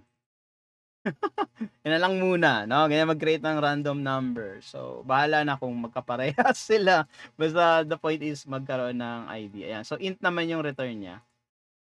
So, ayan. So, kailangan natin magpasa ng name, password, and username. Okay? So, dito, so since may constructor at nag-expect ng value, Ay, so ang value natin dito, username, let's say Rob. Then walang password. Ano yung pangatlong email? Username. Let's say Rob20. Pabata. Kunyari age ko yun. Rob20. So, dagdagan natin, di ba? Let's say si Robbie. Si Roberto. Si Bob. Parang isang tao lang to O, para sila na password, let's say. Isa si 30, si 40, at si 50. Yan na. Natin yan. Yan yung collection. No? And then, itong list na to, ito yung ipapasa natin. Diba? So, yung view natin, so, nag-expect siya ng collection, no? As parameter. So, ngayon, gusto nating i-list itong mga to, i-display. So, to do that, balik tayo sa view. Ito yung view natin, di ba, kanina? And then, kailangan nating i-reference yung model. No? Ano yung model or yung ano yung di model yung ano tong collection na to, di ba? So, kailangan nating i-reference dyan. So, usually, yung ginagawa dyan, at model, and then yung pangalan, yung type. No? So, which is yung user natin. Ayan. So, ito yung user, ito yung type. And then, wait lang. Kailangan pa ata ng ganito. Alam kong kailangan pa ng ganyan eh. But anyway, so ngayon gagawa tayo ng list, 'di ba? So, ito, hindi ako magaling sa HTML sa totoo lang. So, please bear with me. At pasensya na kung ganito yung itsura. So, tinatry ko lang, no? Hindi ko alam kung kaya nito ng wait lang. Hanap lang ako ng sample code, no? Para mabilis tayo. Divless. Hindi divless. Tableless.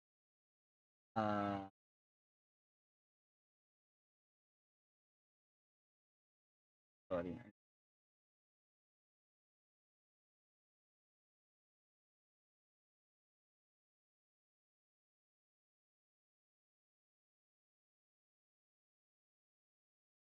Sorry. Paano nga ba yun? Okay, pasensya na guys, no? So, ito lang yung nakita ko online.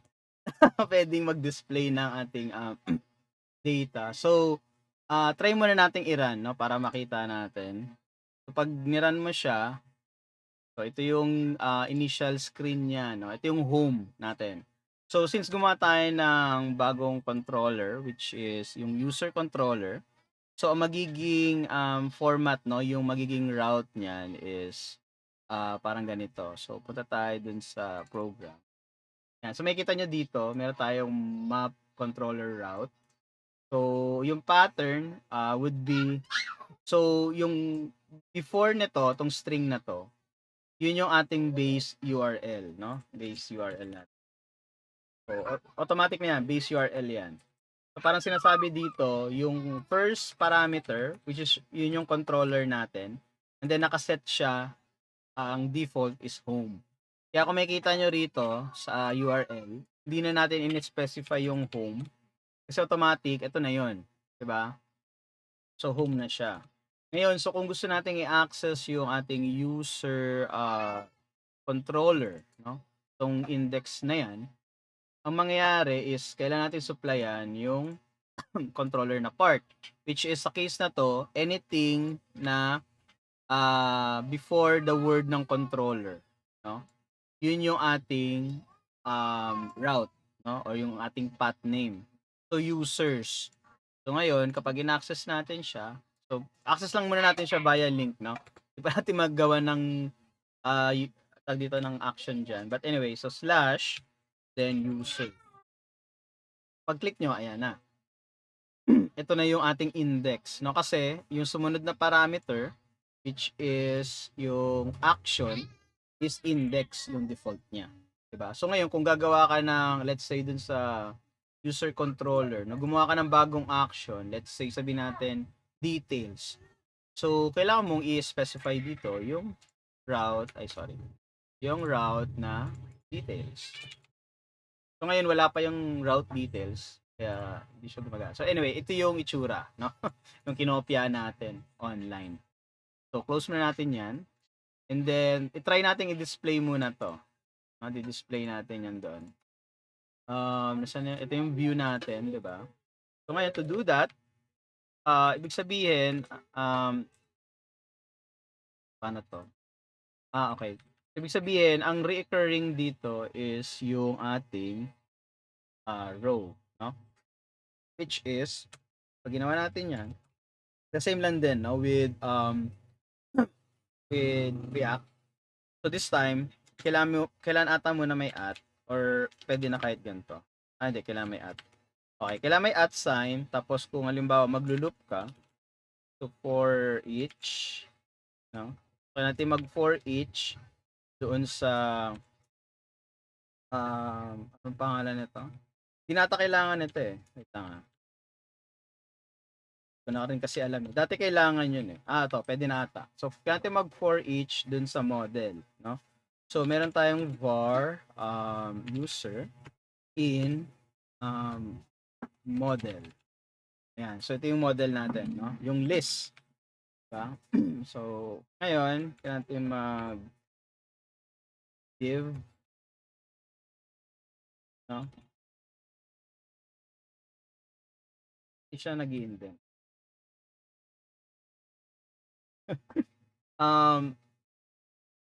So ngayon, yung laman nito, yung kailangan natin makuha, di ba? So, row 1, natin kailangan lang yung row 1. Kailangan natin yung value, no? Yung name. So, user dot, kailangan mo na may at, sorry. At user dot name. Diba? Name. User dot name. So, ito yung row, magre-recur yan. Ngayon, kung gusto mong i-display, let's say, name muna, and then we display the email. And then, ano pa ba yung mga details na nilagay natin? Siguro yung ID, no? So, since nag-random number tayo. Diba? Ano pa yung mga define natin? Password. Password lalagay natin. Ang weird. Username. Hindi email. Username. Username. And then, yun nga, password. Labas natin yung password. Password is somewhere here. Okay? So, ngayon, we can remove this. Save. Ngayon, pag nira natin at pumunta tayo dun sa user route, yan. Diba? So, ito yung random number na ginawa. No? And then, ito yung name natin, password, no? Na dapat hash yan. Ito yung mga, basta anyway, ito yung details na ginawa natin. Diba? So, ganun siya, no? And then, kung gusto niyo siyang lagyan ng header, so, pwede natin gawin. So, outside ng for each natin, meron tayong row ulit dito. Sa tao, ba't hindi nag-end din? And then, gagawa tayo ng 4 ulit na ganyan. Instead, discrete natin ilalagay ito. Kung napagana lang natin yung scaffolding, hindi na natin gagawin to eh. Kasi naka-preset na siya eh. No? Parang, yun nga, since pinili natin yung model natin, no, yung type niya, so automatic na niyang gagawin yung mga yan. So anyway, since hindi natin napagana yung, hindi natin napagana yung scaffolding, tsaga-tsaga tayo sa ganun.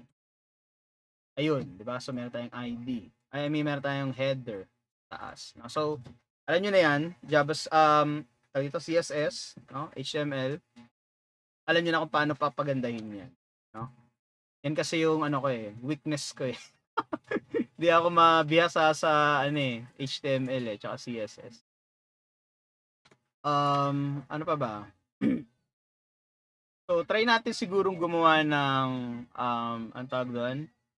Sana yung home natin, yung sa index, na try natin gumawa ng, hindi sa home yan, dito yan sa shared, tapos, I think layout, yeah, this one. So, 'di ba, ito yung kanina, yung link sa taas, if you saw, meron tayong link sa taas. Itong dalawa, yung home and then privacy, 'di ba? Home, privacy. So, try natin mag-add ulit dito para di na natin pipindutin yung what do you call this? Hindi natin pipindutin yung hindi na natin ita-type yung route, no? Instead, kiklik na lang natin.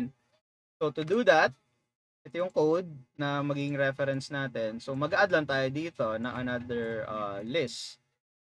Ito yung parang navbar natin eh. So, class, nav item, ganyan-ganyan. Tapos, meron tayong tinatawag na dito na parang mga ASP. At hindi, attribute ba tawag dito? O property, no? Like ito, yung ASP area, ASP controller, tsaka ASP action. Dati hindi ganyan yung hindi ganyan yung routing eh. May sarili silang semantics diyan eh, parang at, route, something, no? So ngayon kasi, so since parang ang tinatry na i-capture dito ng mga ng Microsoft, no, is yung mga Angular developer. Kasi kapag nakita niyo yung semantics nitong Razor View to eh, no? So, itong Razor View, pag nakita niyo yung semantics kung paano gumagawa ng yan, paano gawin yung mga views, parang Angular yung dating niya. Na may sariling property, 'di ba? Tapos naka-mix in dun sa tags yung niya, yung mga pwede mong gawin, no? So ngayon, ganoon din ginawa ni Microsoft. So meron tayo dito tinatawag na ASP controller, which is specify mo dito sa A tag mo kung anong controller yung action na to, which is sa case natin user, 'di ba? And then ASP action. Ito yung kung ano yung um, function dito, na which ito action to. So index, 'di ba? So specify natin dito index. And then lagyan natin siya ng name, kung ano yung display niya doon. So, user list. Sabi natin user list. Pag sinave natin yan, run natin. And then, meron ng user list. So, pag click mo dyan, Y. Mali. User. Sorry. Users dapat. Kulang tayo ng S. Mali route natin. Sorry naman. So, user list. Siya. Ha? So, yan yung MVC, web application. So, parang ang katumbas nito guys sa dito sa JavaScript no, or sa React is yung Next.js. Diba? So parang full framework na siya from back end to front end, and then yung kanyang mechanism sa loob, no, yung business logic nandun na sa isang framework. So syempre, real actual development, no, especially sa mga large scale application, yung mga component na yun, yung back end, front end, and minsan yung business logic itself, sineseparate natin yon into components, no, or application, 'di ba? So wala nang parang ganitong style, but depende pa rin, no, sa scope. Nasa scope kasi ng project 'yan, 'di ba? So ngayon, doon na tayo dadako sa last na project type natin, no, which is yung web API. So ito naman, ang focus nito is yung backend. So kung gusto niyo mag-focus sa backend lang ng .NET, so yun yung project type na gagamitin natin. So web API ang tawag natin doon. Yan, so C# tayo. And then fs web API .demo. Okay, next lang natin to. And then di mo natin ko-configure yung HTTPS, no? Authentication type none. Uncheck lang natin mga yan. Enable OpenAI support. Yeah, sure, why not? Ngayon ko lang nakita to, pero wala naman sigurong difference, no, if i-uncheck natin dyan. Okay, meron dito isang option, no. Bago lang din to. Ngayon ko lang din nakita siya. Merong use controllers. Uncheck to use minimal API. So, kung halimbawa, Express yung pinanggalingan nyo, no? Kapag, tag dito, kapag naka-uncheck siya, Parang gano'n yung style ng, pag-create natin ng mga routes, paano yung configuration ng API mismo itself, 'no? Para siyang, Express.js, 'di ba?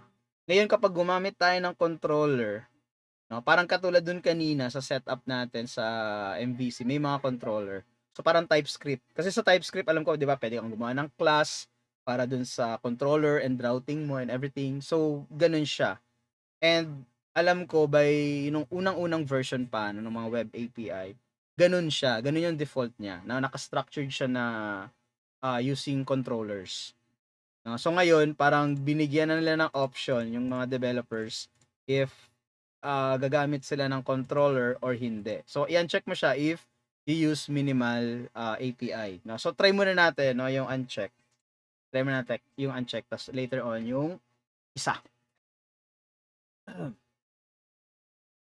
So, ayan, ito yung itsura niya. So, the same lang din naman, no? Connected services, ito yung sa Azure, dependencies, kung gusto mo magdagdag ng dependencies, no? Ay, meron siyang default dito. Di ko alam kung para saan to, no? Pero, ito yung, kung halimbawa, if you want to add NuGet packages, dito lang yan, no? I-add mo lang. And then, properties, I think ito during launching ata to ng API, yeah. Sa ano to, sa deployment ginagamit to. So, huwag nyo maintindihan yan. Ito yung ating .env. And then, ito yung pinaka main program.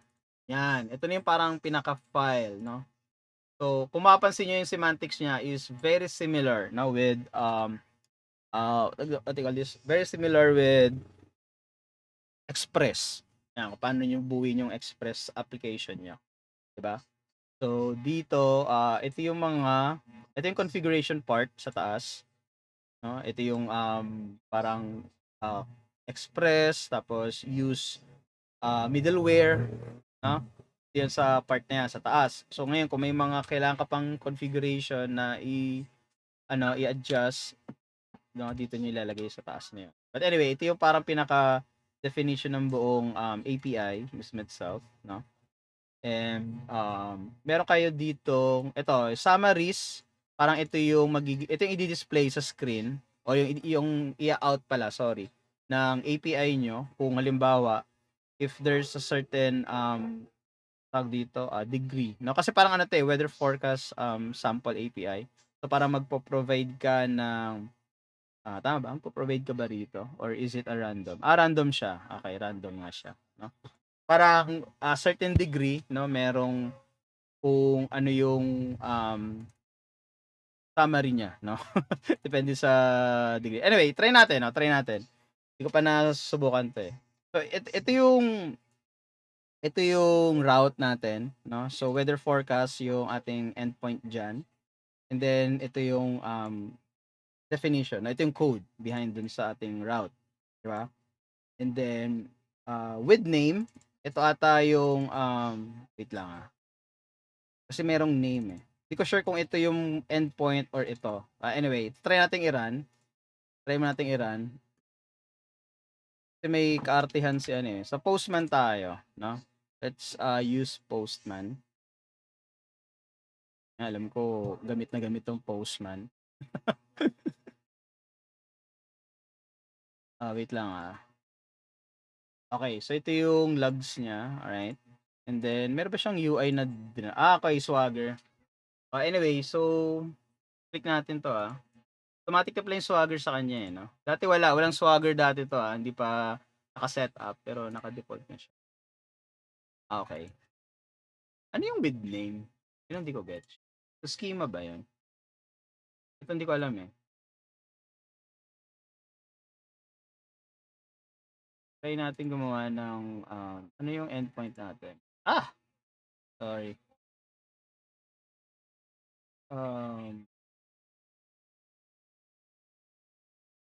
Ano yun? You know what? Dito na nga lang. Sa Swagger na natin gawin, no? Execute.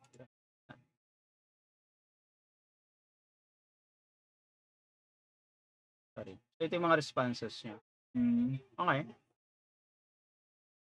Paano nangyari yun? Paano nangyari yun? Days, random, right? Summaries. Okay. Based dun sa ano, sa index niya. Okay.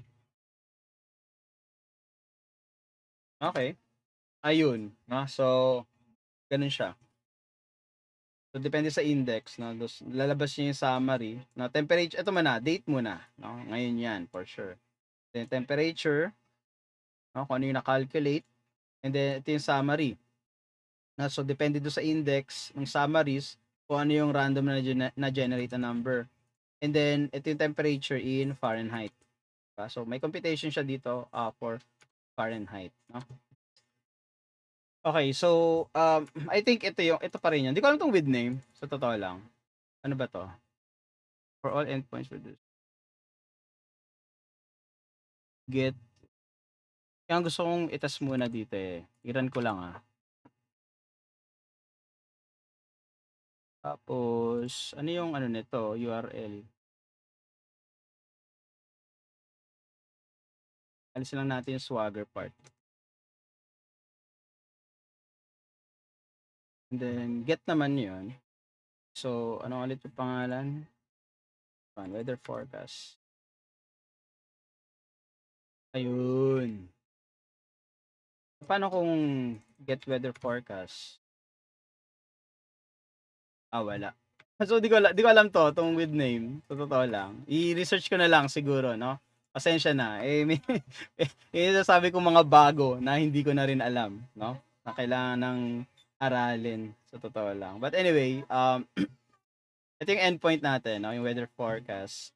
So, ganyan siya, 'no, paano mag-create ng route. Pero 'pag ano ka naman, let's say, yung isang option natin kanina, sorry. So, create ulit tayo ng bago. Web API. And then, we will use, sige, okay na muna yan. And then, we will use controllers na instead. Ayun. So, dito, makita nyo, may controller na tayo. Which is, ito yung mag-provide sa atin ng, ng route or ng definition ng route. So, ito yung ating model. No? So, kanina wala tayong model, di ba? Record lang yung ginawa natin to hold yung value ng ating results. No? And then dito sa program, ayan, so nandito pa rin yung mga configuration natin. Ang na-replace dito is yung map controllers. No? So, since meron tayong controller na ginagamit, ito na siya. No? So, wala ito kanina. Well, ito actually, add controller, saka map controllers, no? Yun yung wala doon kanina. And then, ito na siya, no? So, ngayon, kung papaandarin natin to,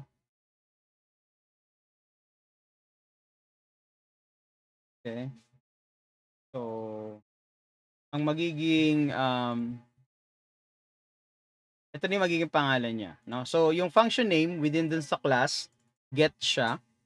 Pero kapag tinry natin siya i-access externally, so ito yung magiging pangalan niya. Tama ba?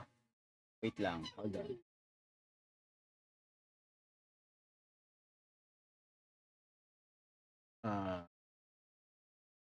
Oo nga, no? Okay. Sige, subukan natin, so wala na to. Wala na to. Copy natin ulit yung URL. So bago na yung kanyang URL. Then paste natin dito. So pag pinindot natin to, weather forecast pa rin. Why though? Ba't weather forecast pa rin to? Pero yung nakapangalan dito, get weather forecast. Is it because ang gulo? Ano pag nilagyan ko ng get? Most probably baka wala na, unknown na to. Yeah, unknown na. No? Anyway, check nyo na lang siguro sa Swagger, no? I think ito yung, tama naman yung nilalabas ng Swagger, no? Na ito yung endpoint niya. Pero dito hindi ko gets. Baka kasi dahil since get, HTTP get siya, no? Kahit wala to. Parang ganyan siya, no? Testingin natin,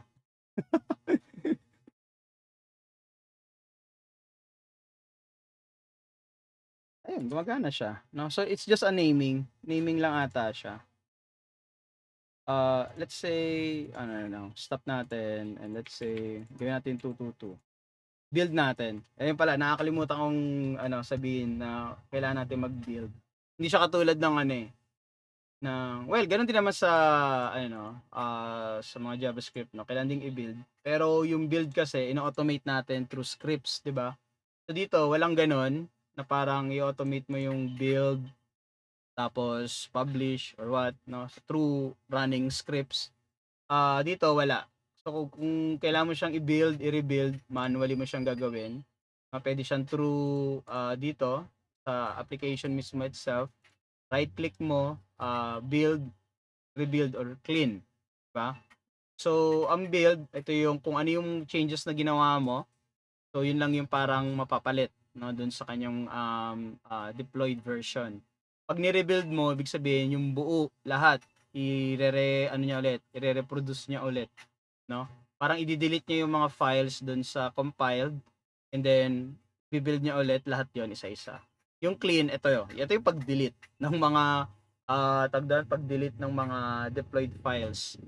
So, kini-clean mo siya, no? So, usually kapag may mga problems regarding sa cache, ayan, i-clean mo siya, rebuild mo, tapos build mo ulit. Ganun, pataas yung ginagawa. So, ngayon, to automate yan, no, kahit hindi mo na pinutin dyan, no, ayan, may shorthand dyan. Kapag build, Control, Shift, tsaka B. Yun yung shortcut ng build. Ayan, nakita nyo dito sa ibaba. No? Yun yung shortcut. Ang rebuild ata, di ko alam yung rebuild eh. Pero pag usually kasi, pag kailangan lang i-rebuild tsaka i-clean yung project, doon ko lang ginagawa yan. So, madalas, minamanual ko na, diretso clean. Dito, tapos ganoon din sa rebuild. So ngayon, kung build mo, Control Shift B. Beta. Para for build. So anyway, na-build na natin project. So, try nating run ulit. Tingnan natin. Pinalitan natin yung route name, di ba? Pinapalitan yung route name. Wait lang ah. Ito ba talaga yung running?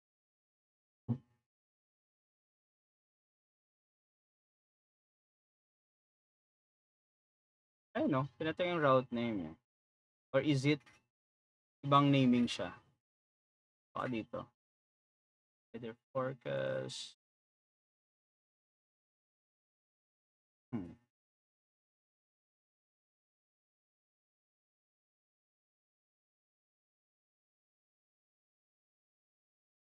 Anyway, ayun. So, another utang ko sa inyo yun.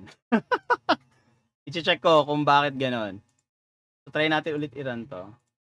So pag 22, palagyan natin ng 222. So, wala. Okay. So, titinan ko pa, no? Ano yung ibig sabihin nitong get name na to, no? So, ano pa ba?